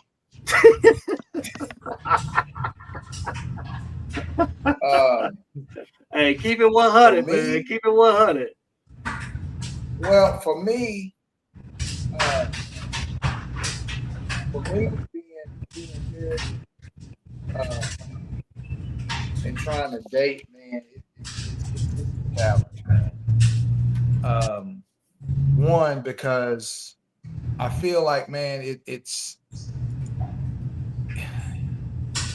you got all this social media that the women are buying into, and they're starting to believe a whole lot of things, but then then you get the other ones that sit up here and post little stuff about, how they're tired and they want to operate in their feminine energy, and it's like, man, you're trying to, it's in a man's DNA to want to take care of a woman, okay, and it's in our DNA to want to please our woman, right? But when you constantly getting cracked over the head and getting all the, you don't care about me, you don't answer a text within the first 15 minutes, you don't care about her, you ignoring her, and all of this stuff, man.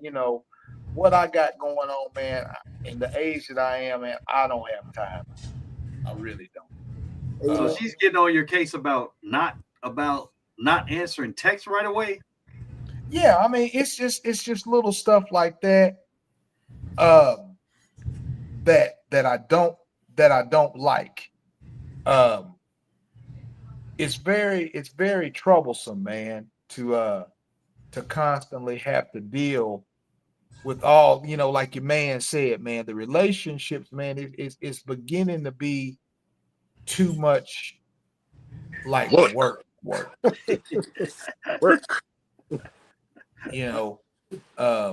And it shouldn't have to be. It should be, or a lot of, let me ask you this, and you guys down in Cartagena, and that have regular girls that have regular relationships. Right. Hasn't when you went down there, was it the most natural, organic feeling that you've ever had in your life? I can honestly say it was. And man, I lost count after about 600. You know what I'm saying? Like women has never been a problem. Military, I mean, shit. I'm actually surprised I only have 2 kids though. But hey, God, I guess he was looking out for foods, man. But I will say this: it's actually been the most rewarding. It's been the most peaceful relationship that I've ever had in my life. I can remember first time we met. She met me at the Hyatt Regency, picked me up. We went out to dinner, man. She showed me a little local spot, and I hadn't laughed that hard in probably 15 years, man.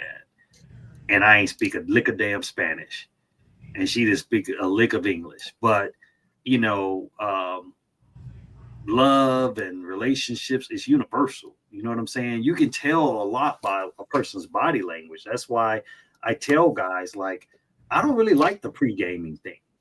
I think pre-gaming, it you don't get to have that connection. You know what I'm saying? And then you come down there and then you find yourself with somebody for your whole damn trip, because some guys are afraid to tell them to kick rocks, once they see them.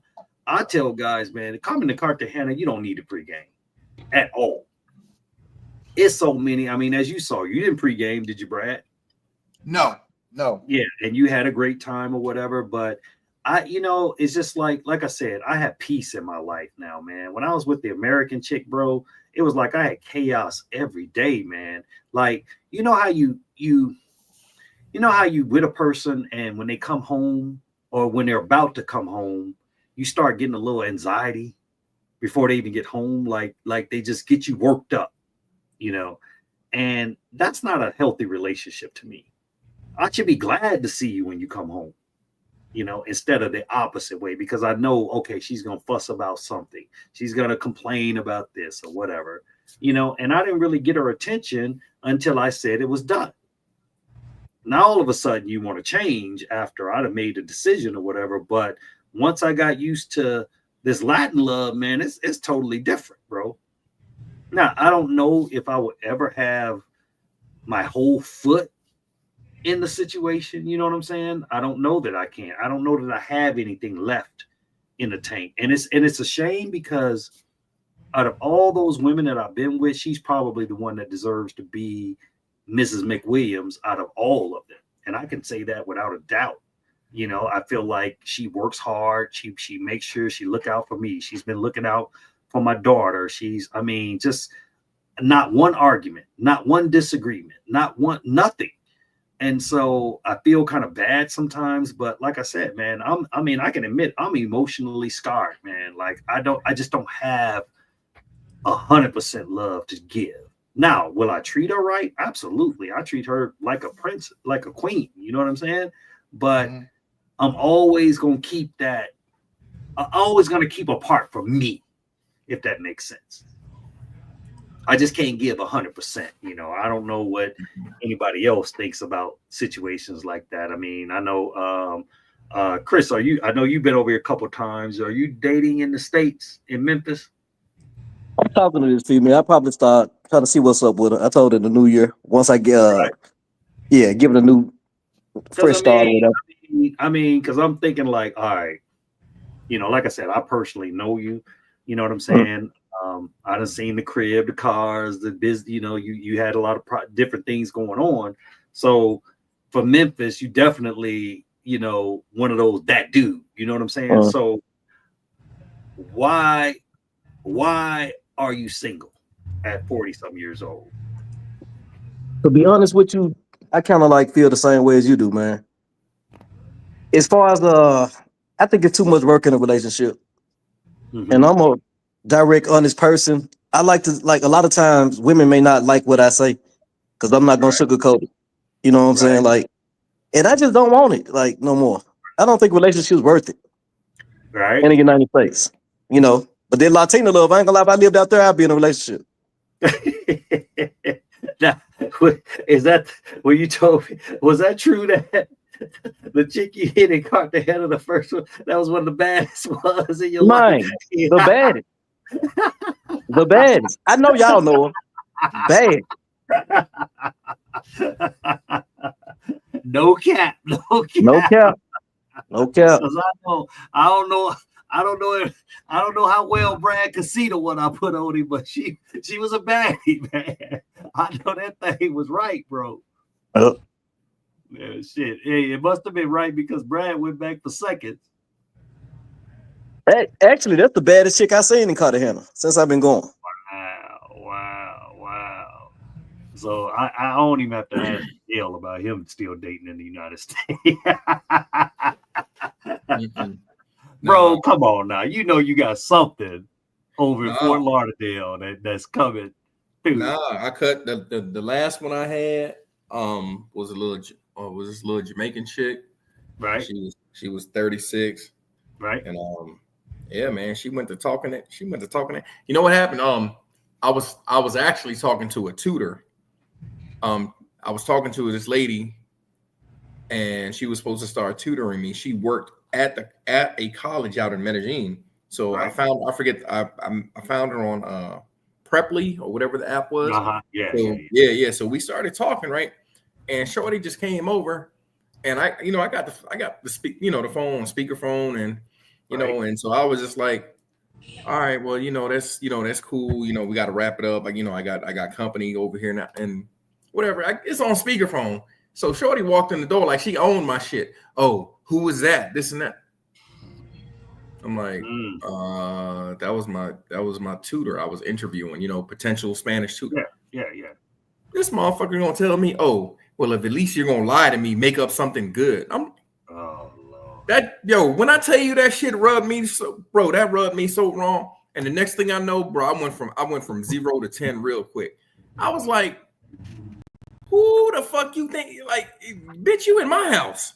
Right. Like, I don't gotta make shit up for you. Like, come on, man. And especially after all the shit that you pulled went like throughout the times that we've been like, really? Nigga, man, I was like, man, get your shit and get your ass about my house. Yeah. No, baby, no, baby. Man, and then I honestly feel kind of bad for the guys that's like, if you don't know something, then you kind of, it doesn't matter. You know what I'm saying? You don't care about the unknown, but kind of once you get a taste of this life and then you got to go back. You know, there's a lot of videos of the guys' reactions to having to go back home, have to leave in DR in Colombia, you know, and crying and stuff like that. You know what I'm saying? I'm like, I don't know what that feeling is because I'm not in this situation, but that's got to be tough, man. That's gotta be tough to have to go back because now younger guys, man, I'm seeing guys that's in their 20s trying to move over here. Like, I didn't get a chance to, you know, most of the time you got to put in your 25, 30 years at work or whatever. Then you make a move like this. But now, man, these young boys, man, y'all out here trying to get it. So, these young boys working remotely. They working remotely. They like, fuck man, what? They done opened up a whole, visa for these young guys as far as the remote visa, you know. Well, digital nomad is what they call it, digital nomad. So, yeah, man, salute to the young bucks, man, out here trying to get it. Man, I'm trying to get out of a marriage. Right? It's like, hey, man, I'll tell you what. If I would have had YouTube at the age of 16, 17 years old, I really don't think that I would have ever gotten married. I really don't. You know, I could be wrong. Obviously, I can't go back and change things, but we were just kind of taught, man. Like, I got a good question. You get an education, the white picket fence, man, and get married, have a couple kids, and that was a good life. You know, even with the whole, like, it's just a lot of the bullshit I don't even believe in anymore. The American dream and all this other bullshit. I think I call it the American nightmare because, to me, it's like the whole system is set up for us to fail. You know, why is it you could have perfect credit, right? But you pay off all your credit cards and then you stop charging shit for a year or two, your score go down. Like, they want us to constantly be in debt. And I'm like, I don't conform to that. It's still there. It's just overseas. The American dream is still there. It's just overseas. Yeah. And that's why they talk so bad about us. Quick question. I got a good question. You said something about the marriage. A lot of us been married before in a long relationship. Right. Do you think we all got married in the States? Do you think, like you said, as the young boys coming now, and some of them not even married yet or got kids, you know, maybe they still young. Do you think you would still get married when, like, before your kids and all that happened? You think if you were living out of the US, would you get married probably around the same age? Oh yeah, I would have been wrapped up. Yeah, I was about. Hey, I've never been married, but I can honestly say, if I would have been over there, I would have been already married. I'm just gonna keep it a buck. I would have been. But Brad, but then the other side of it is that maybe we can appreciate these women at our age because of what we've been through. Whereas if we'd never been through those things, we wouldn't really have a good scale to judge them on whether or not they're a good woman or a bad woman. Well, let me say this. The reason I said I knew that I would have been married if I would have been over there is because I tend to gravitate more toward more nurturing type women because that's what I was raised. I was raised by all women. There was no men in the house. Okay. Mm-hmm. And those women catered to me like I was a little husband, basically, you know, in that way. You know what I'm saying? Now they laid my clothes out and got me together. But as I got older, you know, they taught me things that I had to do myself. So I tend to gravitate toward women that do that kind of stuff. Okay.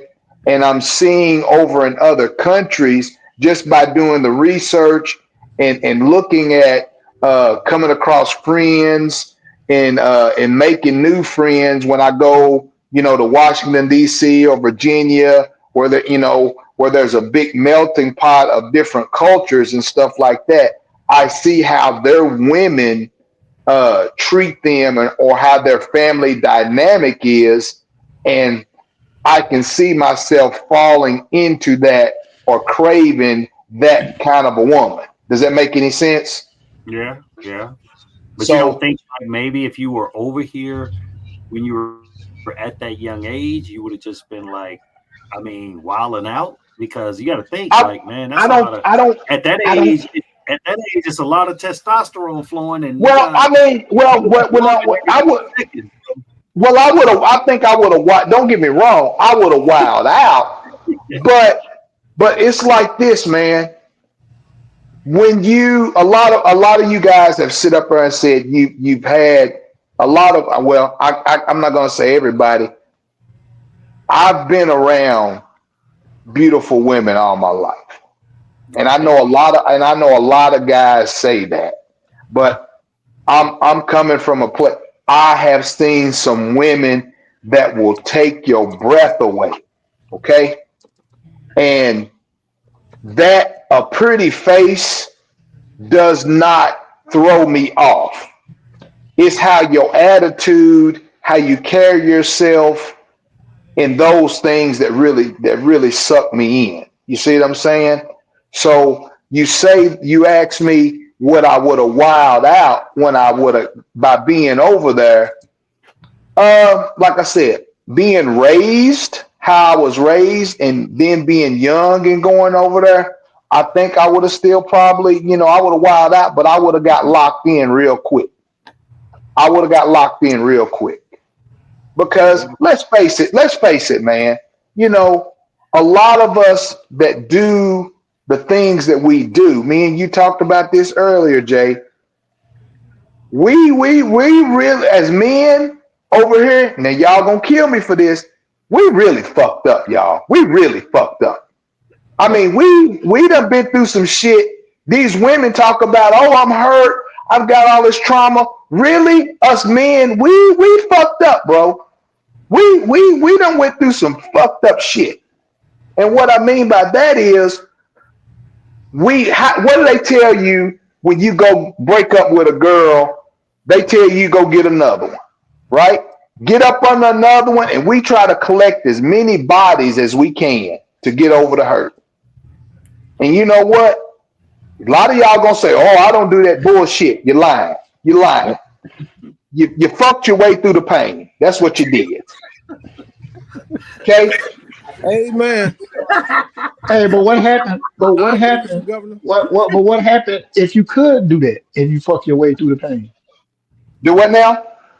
I said, what happened if you could fuck your way through the pain? Then what? Well, a lot of, but that's what I'm saying. A lot of us do, and then those girls. Let me just be honest, man. Let me be transparent.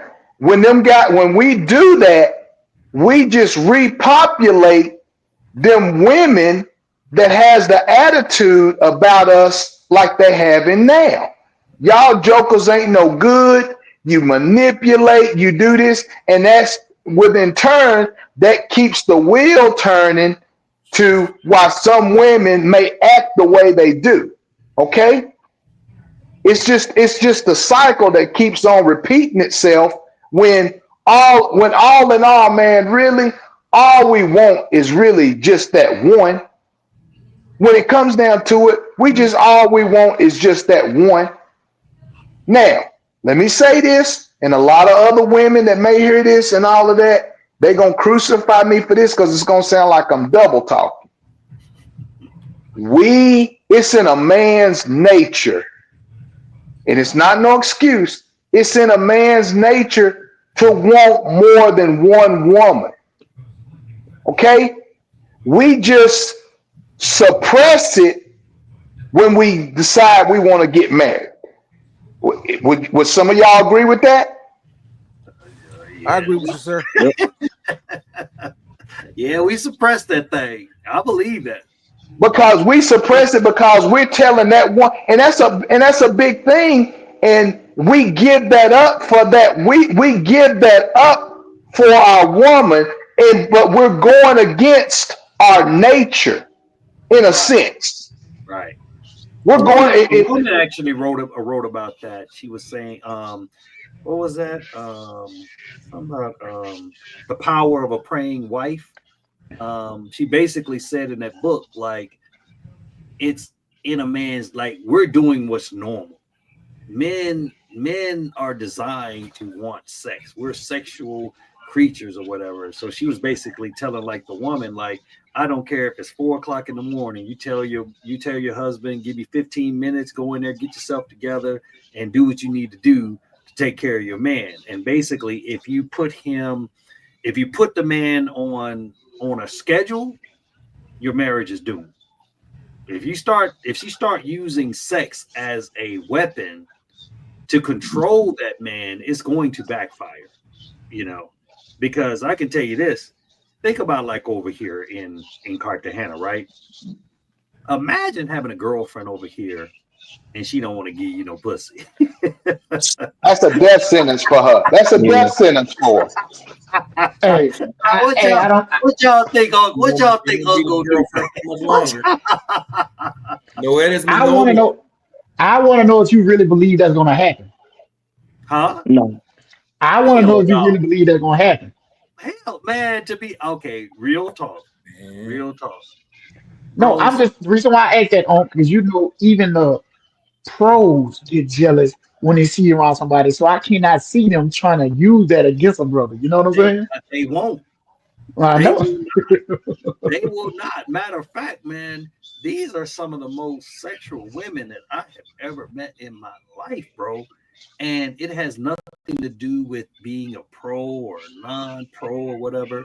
Like, I'm actually the third man that my girl has ever been with, and she's 52 years old. She was married for like 20 something years. You know what I'm saying? Like, and the time frame adds up. She got pregnant in high school by her first boyfriend, stayed with him for many years, and then got married to her son's father. Her son, I'm the only guy that she's ever met. He's 21, and me and him were just like this.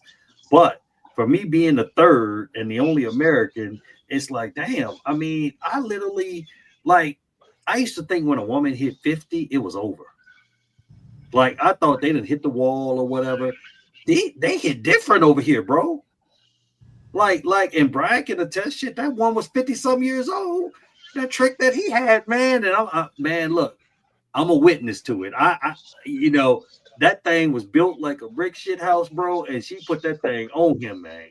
I mean, it was crazy work. It was crazy. She looked like a Georgia mule, man. Man, tight, everything tight, stomach tight, everything. It's just different. And I don't understand that. Whereas I look at, like, some of my classmates on Facebook, and it's like I say, they looking like that linebacker, bro. And just washed up, man. And like, I'm so sick of this man. Always wanting, he gotta have sex every night. He gotta, whereas for me, sometimes, man, how you turn your head the opposite way, and hoping they don't touch you. You just want to go to sleep. I ain't never thought I would be in no situation like that, man. Because I always used to, but that's how it is, right? You always want what you can't have. So if you got a woman that don't want to rock with you like that all the time, it makes you want her more.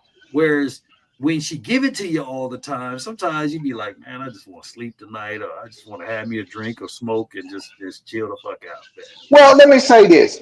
As a man, let me ask y'all this. Right. As a man, sometimes it is about the physical to us, but it gets to a certain point, man.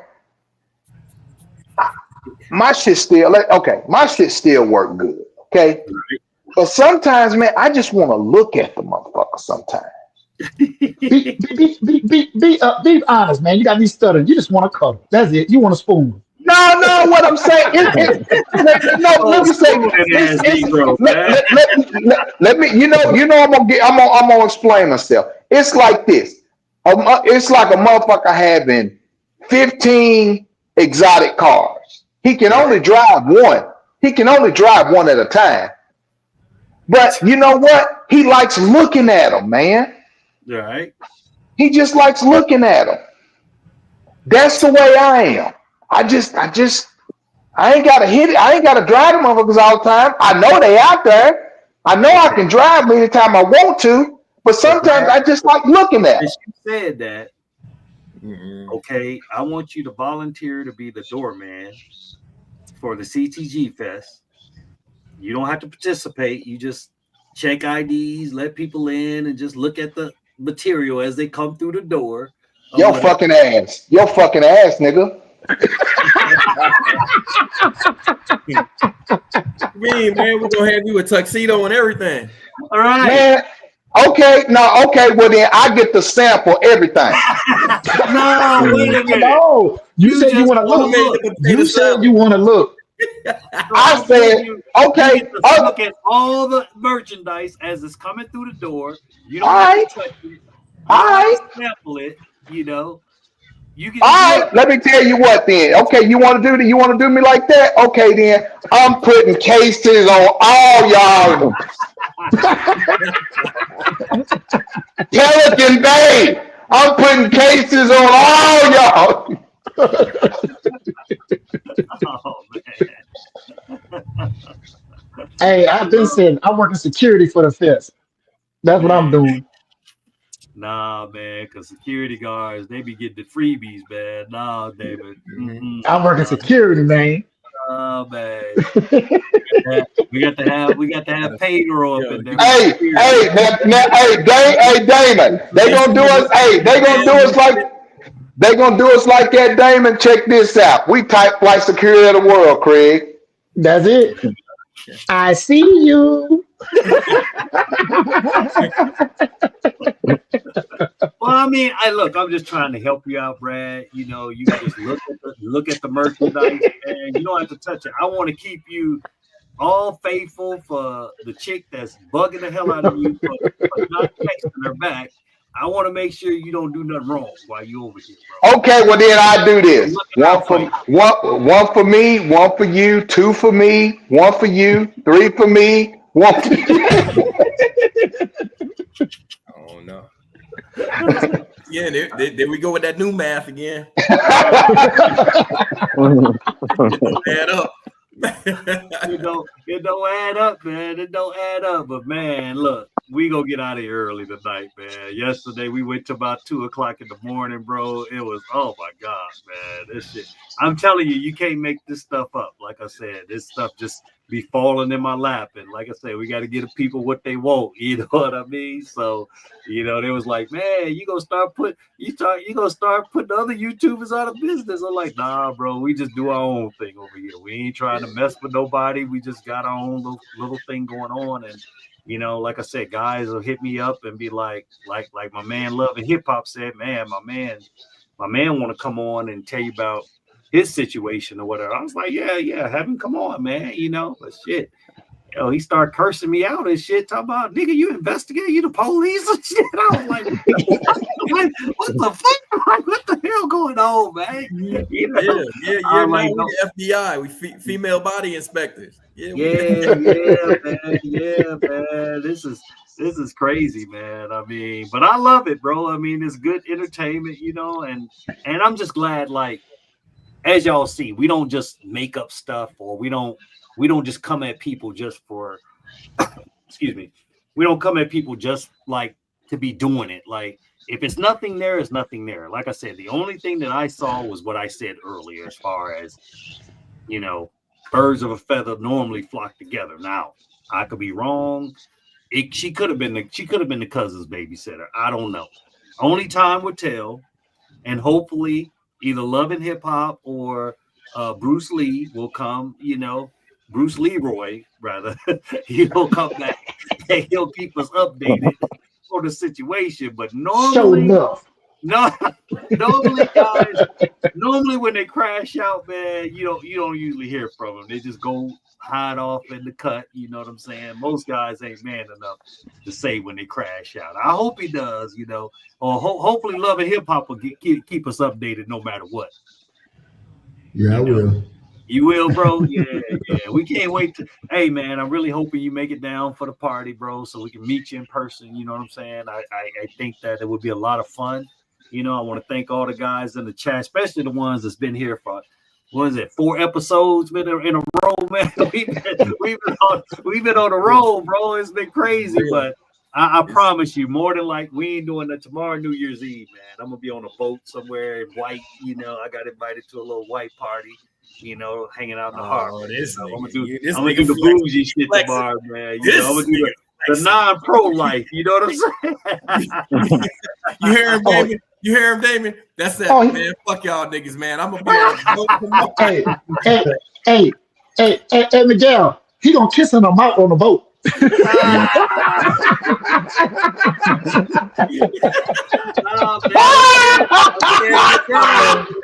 Man. She invited me. Hey, Dave. I don't know if you said it already. Have you ever had any did anybody ever try to rob you or anything like that when you're dealing with the pros? Or you ever got assaulted or anything? No, but I'll let Miguel answer what happened if he wants to. Oh Lord, you know the story. No, I'm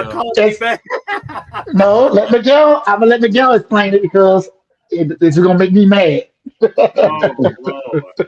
Nah, it was an unfortunate incident. I linked him up. I linked him up with one of my partners, and my partner, he a vet, and he got too excited. He always get excited. He wouldn't sleep in the night before. Came all the way down. Travel time was about, I think, 8 hours to get down to Cartagena. Then, as soon as he hit down there, went to the beach. That sun beat his ass up. Then went out to the club, got a bottle, then brought 2 shorties back and went to sleep. Oh no! Yeah.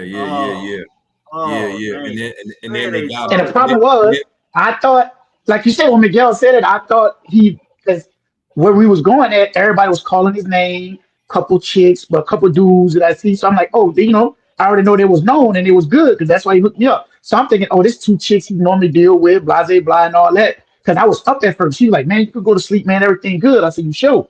So I went to sleep. Yeah, and the chicks got him. They got him.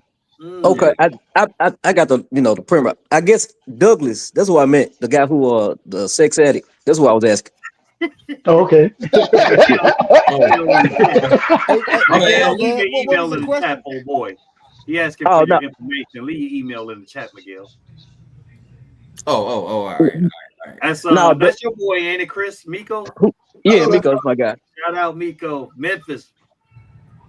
Now, Douglas, I was asking if you ever got robbed or assaulted while you was dealing with the pros. Oh no, I'm like a retired criminal. I'm always looking for a robbery to happen. Okay. And when I went to VR, my first trip, I had no spending nights, but they started spending the night when they came my regulars. I got 4 regulars, about maybe 5 regulars that I use, and at any given time I didn't have Whoa, back up. Hold on. Did you say 55 regulars? I said about 5. Oh shit. You need help, brother. Nah, he should do porn, man. With that kind of stamina, you should do porn, bro. Right? I told you he got to go back to class. He make about 2,000 movies in a week. It's just fun, man. But I've been a criminal too long when I was in my younger age, so I don't, I'm always looking for robberies. And your video, all y'all videos help. Before I leave out the room, I put all my stuff up and everything. So and I don't get you twisted. I'm glad that the videos are helping, man. That's what. He can't do porn right now. He half 100, so he can't be doing no porn. I ain't doing that. And then I got my life is too my profession is too out there. It's too public. Oh. You can wear a mask, bro. You can wear a mask. Yep. Like Zorro, huh? Man, get you one of them shiesty masks and go to work. Hey, ask Miguel. Miguel get them girl to wear the mask all the time. Pro tip. You get them girls a mask. Yo, go on Amazon. Order, bruh. Oh my God. They let you record. They do everything. That's a whole new level. That's because they feel free, they feel liberated by the mask. Like you don't know that, man. All the footage I got, poor God. I want to see their face though, man. They be so bad. I want to look them deep in their eyes, man. Them motherfuckers be bad, dog. Hey. They do be bad. Hey man, all I gotta know when I come down there, Jay, I'm linking up with Chris. I'm linking up with what's his name? I got my man. I got my man. You can't hear me? Huh? Oh my bad, y'all. I'm on 2K. Go ahead. Yeah. Chris and what's his name? Who was that I can't see, this shit too small. Oh gosh. Who's the other cat? No, not Love and Hip Hop, the other young cat. Damon, yeah. Damon. Who's doing security with me? Damon? Yes, sir. Yeah, me and Damon and Chris. Hey, we gonna be the three amigos. That's what. It sound like a plan. Hey, y'all got trouble. And y'all gonna be out there instead at the party. Y'all all gonna be. See why? Look at come a little closer. Look. She got the mask on, man. Damn. That's the promo for the party. Yeah, we need to. Hey, man, look. Hey, you know what? The party. We done already sold out 2 matches, and we only advertised for 2 days. I took the listing down. We tried to decide if we gonna open up a 3rd match. It's crazy, bro. You got both of them together. The matches they next door. They're side by side. Literally, they share the same backyard. So and it's right on the water, overlooking the city. So it's dope, man. It's dope. So hey yo, Jalen. Yeah. I rewatched the video after I sobered up this morning or whatever. If I ever get to the point I realize I was literally saying the same thing over and over again, just kick me out, bro. Okay. Yeah, we knew you were. We just wanted you to just get it out. I get it out the time the same way though. Bro, you had me rethinking if I was special ed or something. Man. Man, look, when I told Ed, I called in and I said, Chris, he wanted to apologize. He said, man, I don't pay that stuff no attention. Yeah, good. And, I mean, at the end of the day, like we know when the oil gets a little lit at the end of the night. You know what I'm saying?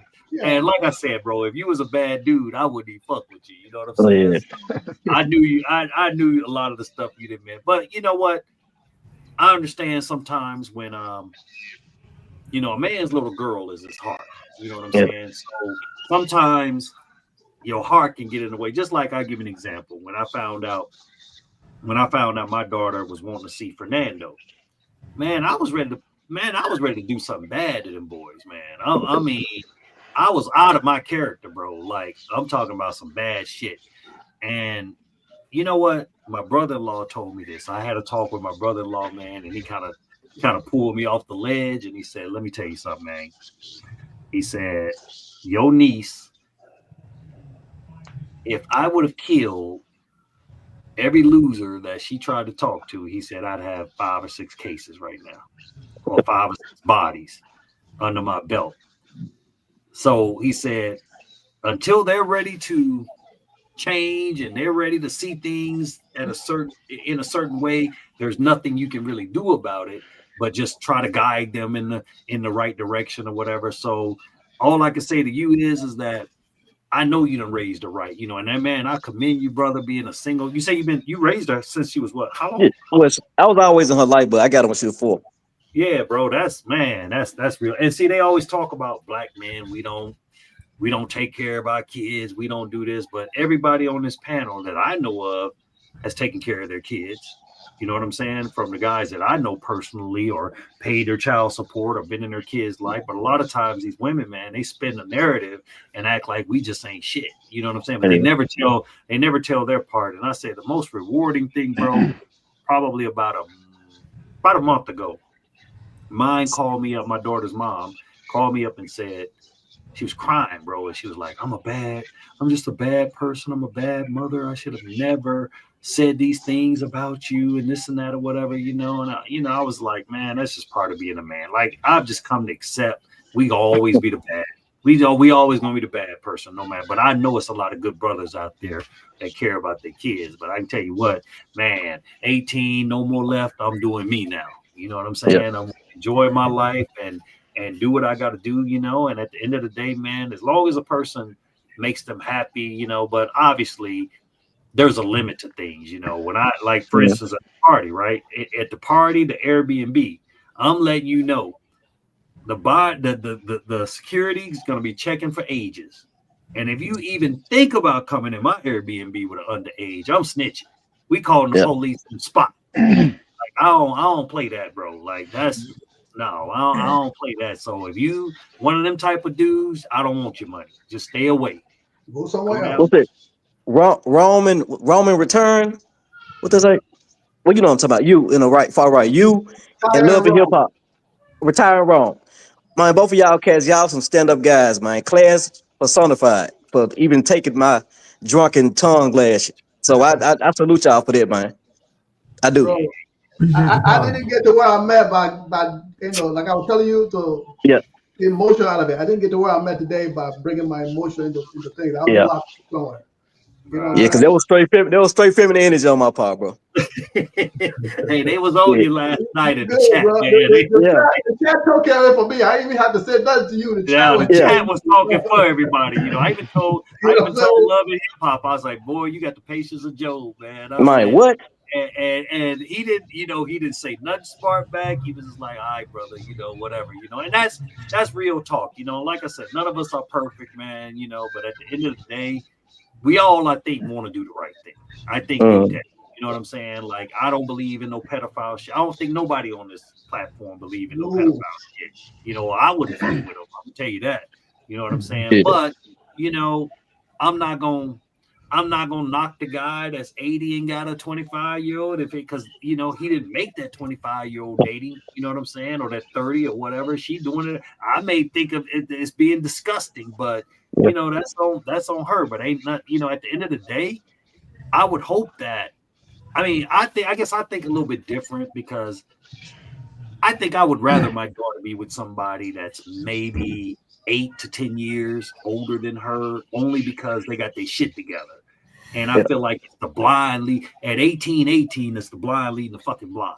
You know what I mean? I mean, that's just how I feel, bro. Because think about it. Most of those young love relationships, bro, y'all go through some bullshit, bro. I was in one of them. Neither one of us knew shit. Neither one of us knew about credit. Neither one of us knew about, look, bro, I remember y'all military boys. Y'all remember that E1 and up we financed? outside the base, man. Damn. Man, I paid 28% interest my first car, bro. 28%. You know, I tried to go to the regular dealership, but see, this is the thing. This is why education in schools is so important. They didn't teach us like life survival skills in school. Like, why the fuck am I taking this algebra and geometry? Why did you teach me about your credit score? Why did you teach me about interest and all this other stuff? They didn't teach us that in my school. You know what I'm saying? I had to learn all that shit the hard way. So when I went to the reputable dealership, they said, no, you ain't got no credit. I was like, dang, man. So then I go and I saw the E1 and up will finance, you know, and I saw that what was it, a Ford EXP, man? And I was like, oh, man, I had one of them ugly motherfuckers, man. Raggediest piece of crap, man. Bro, man, as soon as I bullshit you not, it had no warranty. I took it off the lot, bro. Nasty work, bro. Like within 10 days, man, the car engine locked up. Locked up, and I still had to pay for a car that I wouldn't even drive it, man. And I mean, it was bad, bro. It was bad. And I hear that's diabolical. Huh? I said that's diabolical. Yeah, man. Yeah. And you know what? But you know what I can say? It taught me like what not to do, and it taught me how to deal with my children. So when I learned the game, soon as my kids turn like 15, 16. I put them as authorized users on my credit cards, and I built up their credit. So like, okay, now y'all don't even need no cosigner from me. I did my work. Like they didn't even know they had all this credit available, but as soon as they mailed me the card, I tore that shit up, bro. I was like, nah. And I didn't tell them till like they was grown, before they knew that they was even on my credit, profile or whatever. But it is what it is, man. That's what it's all about. My daughter, she maxed out the American Express. I had to take her shit from her because she would go buy something for $1 and use the freaking American Express. But she got money in her checking account and she would use that, but she could use the card because she knows she has to pay the goddamn card. I looked at my ass. I'm like, nope, you don't need it. I use it for you. I need to put gas in the car. I go put gas in the car and I'll pay it back. That's what I do now. Well, look, it looked like somebody agreed with my man Chris, man. So you said if she's 26 and you 59, that's not sick. Homie was over. I see it all the time, man. I mean, it ain't for me, but I can't knock the guy. I mean, if she's legal, I can't knock him. You know what I'm saying? But it ain't for me. I don't want no girl in their 20s. You know what I'm saying? Mine is 52, so I don't. But I'm not trying to be the D police or trying to rain on nobody's happiness, man. Maybe when he was 26, he wasn't getting no paper, and maybe he was ugly, and maybe he couldn't pull no chick like that. So maybe he making up for lost time. I don't know. Hey, DJ RJ, you know how I feel, but I'm gonna keep my comment to myself. Yeah, I can't force people to feel. Hey, man that learned his lesson. Yeah, man. I mean, he's over the night, so he's not gonna do that what he did yesterday. He's over the night, so you can tell he ain't been drinking today.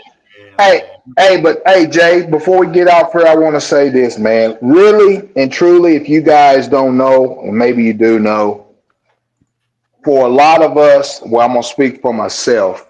Right. Coming on here, man, for these holiday seasons and just in general, man, it's really, and I've said it once before, very therapeutic. Without the copay. Without the copay, there ain't no HMO. You ain't got to meet a deductible, except for you can't be tricking too much. Okay. But man, I appreciate you guys, man. And it's helpful, man, just to sometimes to vent, man, to laugh. And man, I ain't laughed this much, man, since college or the military, man. And I appreciate you guys, man. I really do, because it really cuts the edge off. You don't a lot of times, with some guys may come on here that don't come on here and just listen to it. Man, we don't know what they're going through. And I think it helps a lot of people more than what you guys know. So that's my spin on it. And for me, I appreciate all you guys. I really do. Hey, two things that I'm out of here. Hollin, if you're not an attorney for real, you should have been one. Cause like when I rewatched it, it's like you, and I think Damon, that's you at the bottom. I think y'all understood what I was trying to articulate, even though it was broken or whatever. So you kept kind of like, narrating or whatnot. I appreciate that. And number two, Jay, if you can get this interview, I think it'll be good, man. I doubt they'll do it though. If you get like a former pro that speaks English and just have people bounce questions off her, so she tell her how it really is, and even people call in, I think that'll be a good show. We could definitely do that. We could definitely that'll break a lot of hearts, but help a lot of people. Yeah, she could definitely. Mad if she wants to. She ain't got to show her face. Yeah. There you go. I think I can arrange that, man. Hey, Jay, this is what I want. Get the grimiest one out there, bro. Why? Hey, man, because you know what? No, holla. If we get the grimiest one, we got to make sure our internet working, man. No, what I'm saying, what I mean by the grimiest one, I'm talking about the most scandalous one that's gonna rape your pockets. I want her to come in here and tell the guests I want it all. I want. That's what we need, bro. I don't want no rated G version. I want the snuff video. Man, that'll shut the internet down if I pull it off, bro. Like that. Think of the ratings, bro. Think of the ratings. Hey, you know what he want? I know a couple of them that speak English. Hey, he want them girls that's on that special stuff. I ain't gonna say the word, but it's kind of like pink or purple. Yeah, that's the one he wants. Man, I wish I could find me a scope queen, man. If I can find the one that scoped my boy, yeah, that would be good. I wanted your boy to come on here so bad. He ain't got He was like, nah, hell no. He like, hell no, man. You know, with that girl twerking, I was on the phone. I was like, bro, that's no regular chick twerking on the phone naked in front of another man. And he's trying to convince you that she a regular chick. Yeah, you're like, man, no, this regular jump, bro, the regular joint. 30 minutes later, bro, I look on the camera, that bitch walking out with all his shit in the bag. I was like, God damn. Hey, yo, Jalen, yeah, that's fucked up. Jalen, hey, just think about the fact that we have to identify them as regular chicks. You know what I'm saying? Like, so definitely, you don't identify women in America as regular chicks. You just assume they're regular chicks. So what are we messing with? I do the same thing over here. Well, it's because this is the reason why. Because most of the guys that travel over here only put themselves in a position to meet the working girls. You know, so, and that's, you know, I mean, in America, you're not, unless you know that city, you don't even really know where these type of chicks hang out at, whatever. It's not legal. So, you know, except for one state. So it's just like, one county or whatever that is. I don't know what I forgot what the name of that county is out there in Vegas, in Nevada, rather. But yeah, man, I mean, because most of the guys, think about it. And this would kind of, I don't know, it kind of turns me off a little bit. But when I look at like the Facebook groups and guys be on there like, yeah, man, I found me a girl, I found me a good one, and this and that, and I just be like, man, boy, this nigga don't even know, man. My boy did you see that? Climb that mountain, bro. That like stop it, man. You know. Hey, did you see that post in the group when a guy he bought his girl from the DR, and she was like, "You watch that car." You saw that? She talking bad to him. Yeah, and he keeps saying that he's gonna keep giving us updates. You know, I mean, this is my bring him on the show. Bring him on the show, man. I can't. You know what? That's one guy I'm actually rooting for, because I think if it doesn't turn out the way that he wants it to, I think it would crush him, man. Yeah. Because I'm seeing the excitement, I'm seeing the love in this guy's heart, man. You know, you can tell he's a good dude, right? But you know, I'm sorry, but I'm not looking in no group of 8,000 Negroes to look for validation. I'm just not gonna do it. I mean, if you want to be with her. Like it's like this, right? If I'm gonna crash out, I'm gonna crash out in private. I'm sorry. Now, obviously, I'm in kind of a different situation because I do the YouTube thing or whatever. So my life is kind of just out there or whatever. So whatever I deal with, I just got to deal with it or whatever, you know, but I'm going to just come out with that statement. Hey, please respect Tati and our privacy while we go through. when we hear that, we know some shit's up. We know the shit's up. Please respect our privacy as we go through these troubling times. So when you see that statement come out from me, y'all will know the wolf is out, man. You know what I'm saying? But I don't need no sympathy letters or nothing like that, because I guarantee you, y'all will have another auntie that next day, man. So I ain't worried about it, man. It's crazy work out here, but man, thank y'all for coming to the show, man. I appreciate, man, y'all my guys, man. Y'all always come through, never let me down, because this is the thing, right? I look at this just like Ronan put me on. I want to put y'all on, you know what I'm saying? I want to give you guys a voice, you know what I'm saying? And it goes downhill. And as the next guy get monetized, we put him on, and it just keeps going and going, and we keep growing. You know what I'm saying? It's like me coming on here tonight is not taking anything away from Ronan. You know what I'm saying? When I get on with Ronan, we rock with him. So me and Ronan just fine. I don't want nobody thinking that it's something going on. I'm just, he wanted me. He was like, man, go and do your thing, bro. Sometimes I can't get on. He's been busy or whatever, but I invited him to the show, but he's got a lot going on, getting ready to transition to the DR. But at the end of the day, man, it's all a brotherhood at the end of the day, man. And like I said, man, honestly, I've gotten a chance to rock with more guys in the last year than I have in the last 30 years. Like Brad was saying, like since my military days, like I ain't seen a brotherhood like the travel brotherhood since, yeah, we got some clowns, obviously, you know what I'm saying? But honestly, I go with the majority. I never go with the minority. It's okay. Say you got 2 or 3 clowns or trolls in the chat or whatever. Thank God we didn't have any tonight, but sometimes we get 1, 2, or 3 in there. But the majority of cats rock with us. You know what I'm saying? Because to me personally, if somebody's not feeding my soul, I'm not gonna give them my attention. So to me, trolling is a waste of time. Like why even do it?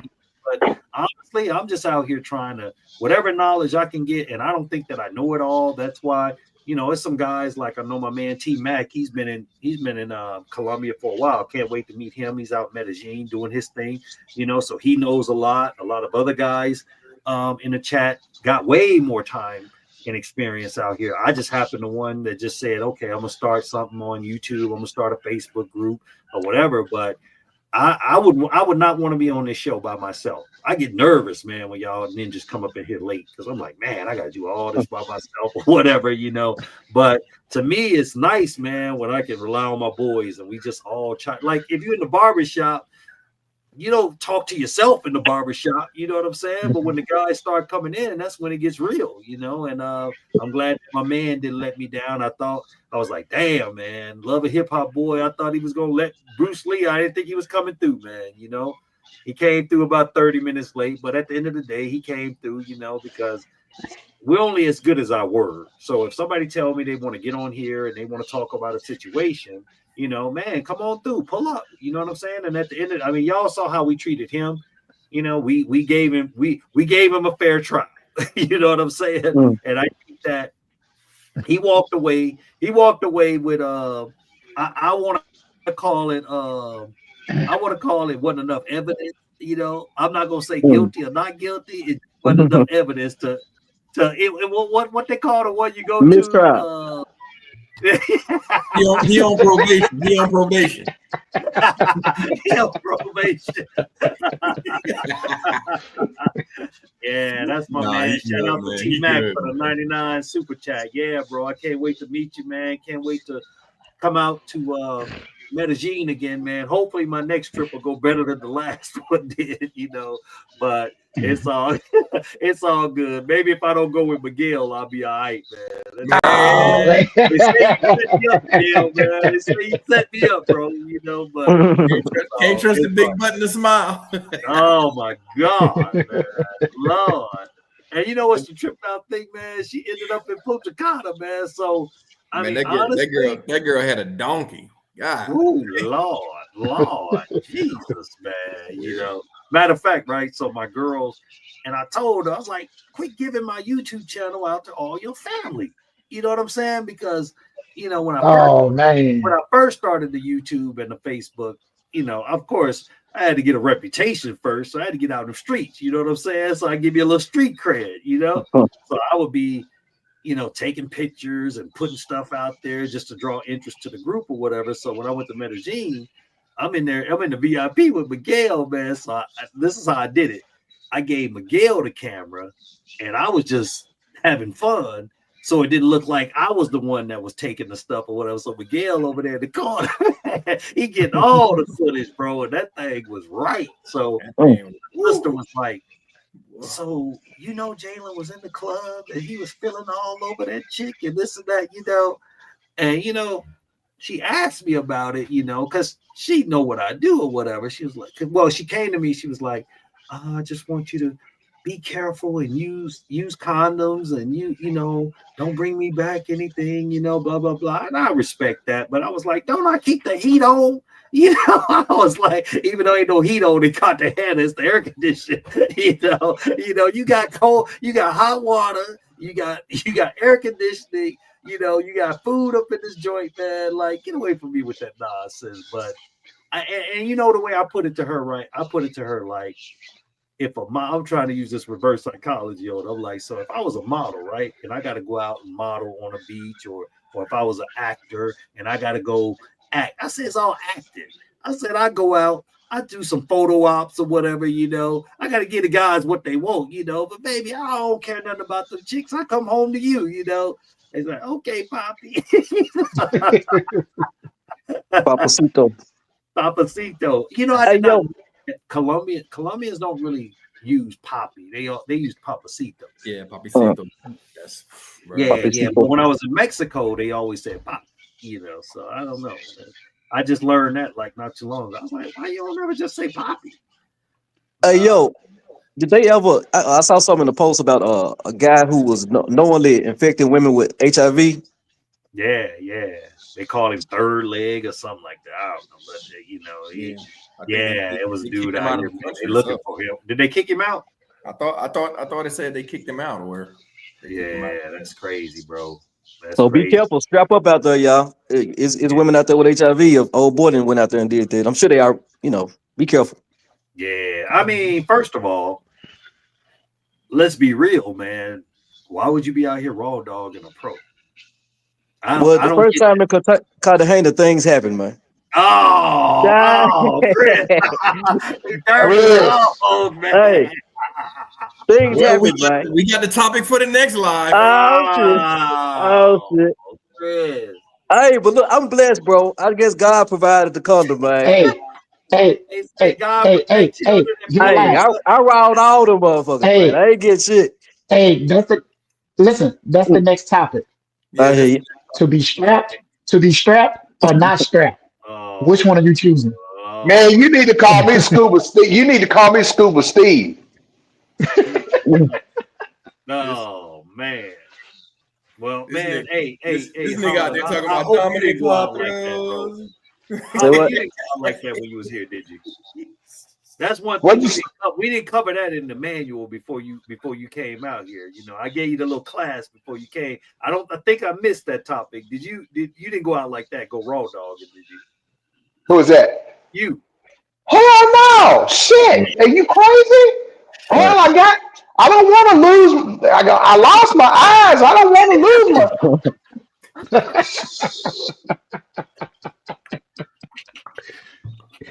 No, you didn't take no chances on losing that too, man. Man, no. If you lose that, man, we might as well take you like out the country, man, like they take the old dog out there, boy, when he won't hunt no more. Take the old horse out there. Take him out. No. You know, I can't go that no. I told my partner though, he was out there eating. I told him, no, you can't be doing that, bro. Yeah. You know? Oh my God. See, man. Is that man? Look, Memphis, stand up, man. Memphis in the chat. Stand we up, sick, man. we nasty, man. No more. What the hell is going on, bro? Like, hey, I know you had a family and everything down here, bro, but damn, come on, man. They're like that's a vacay. They're like that's a vacay. But you know, I tell people we look so stupid when we walking down the street hand in hand with Mango. You know, bro, that I mean, honestly, that's the thing that makes me laugh the most, bro. A dude when he posted up in the club and he holding hands and she walking with him out, you know, or he walk in with two, like, you know, like if you walk in the club in the United States and you got two, you that dude, right? Yeah. People don't look at you weird. They kind of like, all right. But in Cartagena, when you walk with two, they like, this nigga about to get robbed. We don't look at it at the same, bro. Now, even if you end up with two at the end of the night, but you don't advertise it, you know what I'm saying? just like birthday weekend, I didn't expect to come home with 2. It just happened. You know what I'm saying? But I can say I already knew these people, so I knew I was safe as far as that's concerned or whatever, you know. But it was crazy, man, because I didn't even get to put in work to the next day, man. They got on that pink stuff, bro, and that, man, they was out, man. I was, what the hell, bro? That stuff is powerful, bro. Man. Pink stuff. What's Start with a T. It rhymes with bussy. But it starts with a T. Okay, so they got on that Diddy. Man, that's the stuff. Like I said, man, you got to be careful when, you know, putting your tongue in certain places here, because, like I said, man, they can put it on their chest, they can put it, you know, and you can be messed up and be robbed, you know. So it doesn't happen as much here in Cartagena as it does in Medellin. They just call it the scopolamine queen or whatever. So hopefully, man, this stuff will die down a little bit, because they putting us out there bad. But it's a lot of good chicks. Like I said, I know a lot of good ones. And the good thing about it is when we throw our parties, or you come to my Airbnb, they got to be certified. Like we gonna have, you know, like some places they got the wanted list. We gonna have pictures of the ones that done bad work or whatever. We go, nah, she can't get in, bro. Nah, she bad business. You know what I'm saying? And we gonna make sure we take her ID. She gonna have to show her ID to get out the joint. If you don't come out with her, she ain't getting out. You know, so that's the kind of shit we running, man, because we don't want nothing to happen to y'all brothers. Because I know it's a lot of solo guys that's only been in Dominican Republic, but we want y'all to feel safe coming to Cartagena and not feel like you're gonna get killed or robbed, man. It's literally some guys, man, that's like terrified over here. They're like terrified. They're thinking like this, like it's a war zone or something. I'm like, man, I mean, I walk around every day, you know what I'm saying? But it's certain things I don't do. Y'all don't see Unc with no chain. I'm wearing these old cheap ass bracelets. You know what I'm saying? Ain't no bling bling here. This is probably the most expensive thing that I have, this damn iWatch. That's about it. And half the time I don't even wear it when I'm out doing certain things, you know. So you can be safe and move around this city. I mean, Miguel, he down here every damn week. Shit. You know, Ed's down here all the time. You know, Kobe's here all the time. You know, Brad's been once. Damon's here a lot now. So you can be careful. But, man, hey, you guys have a happy new year. I'm glad we was able to bring some entertainment during the holidays, you know, and hopefully we'll get together, you know, after the new year, man. I'm pretty sure Ronan probably is not going to go on Wednesday because that's New Year's Day, I think, you know. So, because tomorrow, New Year's Eve, right? Yeah, man. I want to wish all you guys a happy New Year's, man, and let's bring in 2025 with a banger, because I think we went out with a bang, man. So y'all be easy, brother. All right, peace. Happy New Year, brothers. All right. All right, later, guys. All right.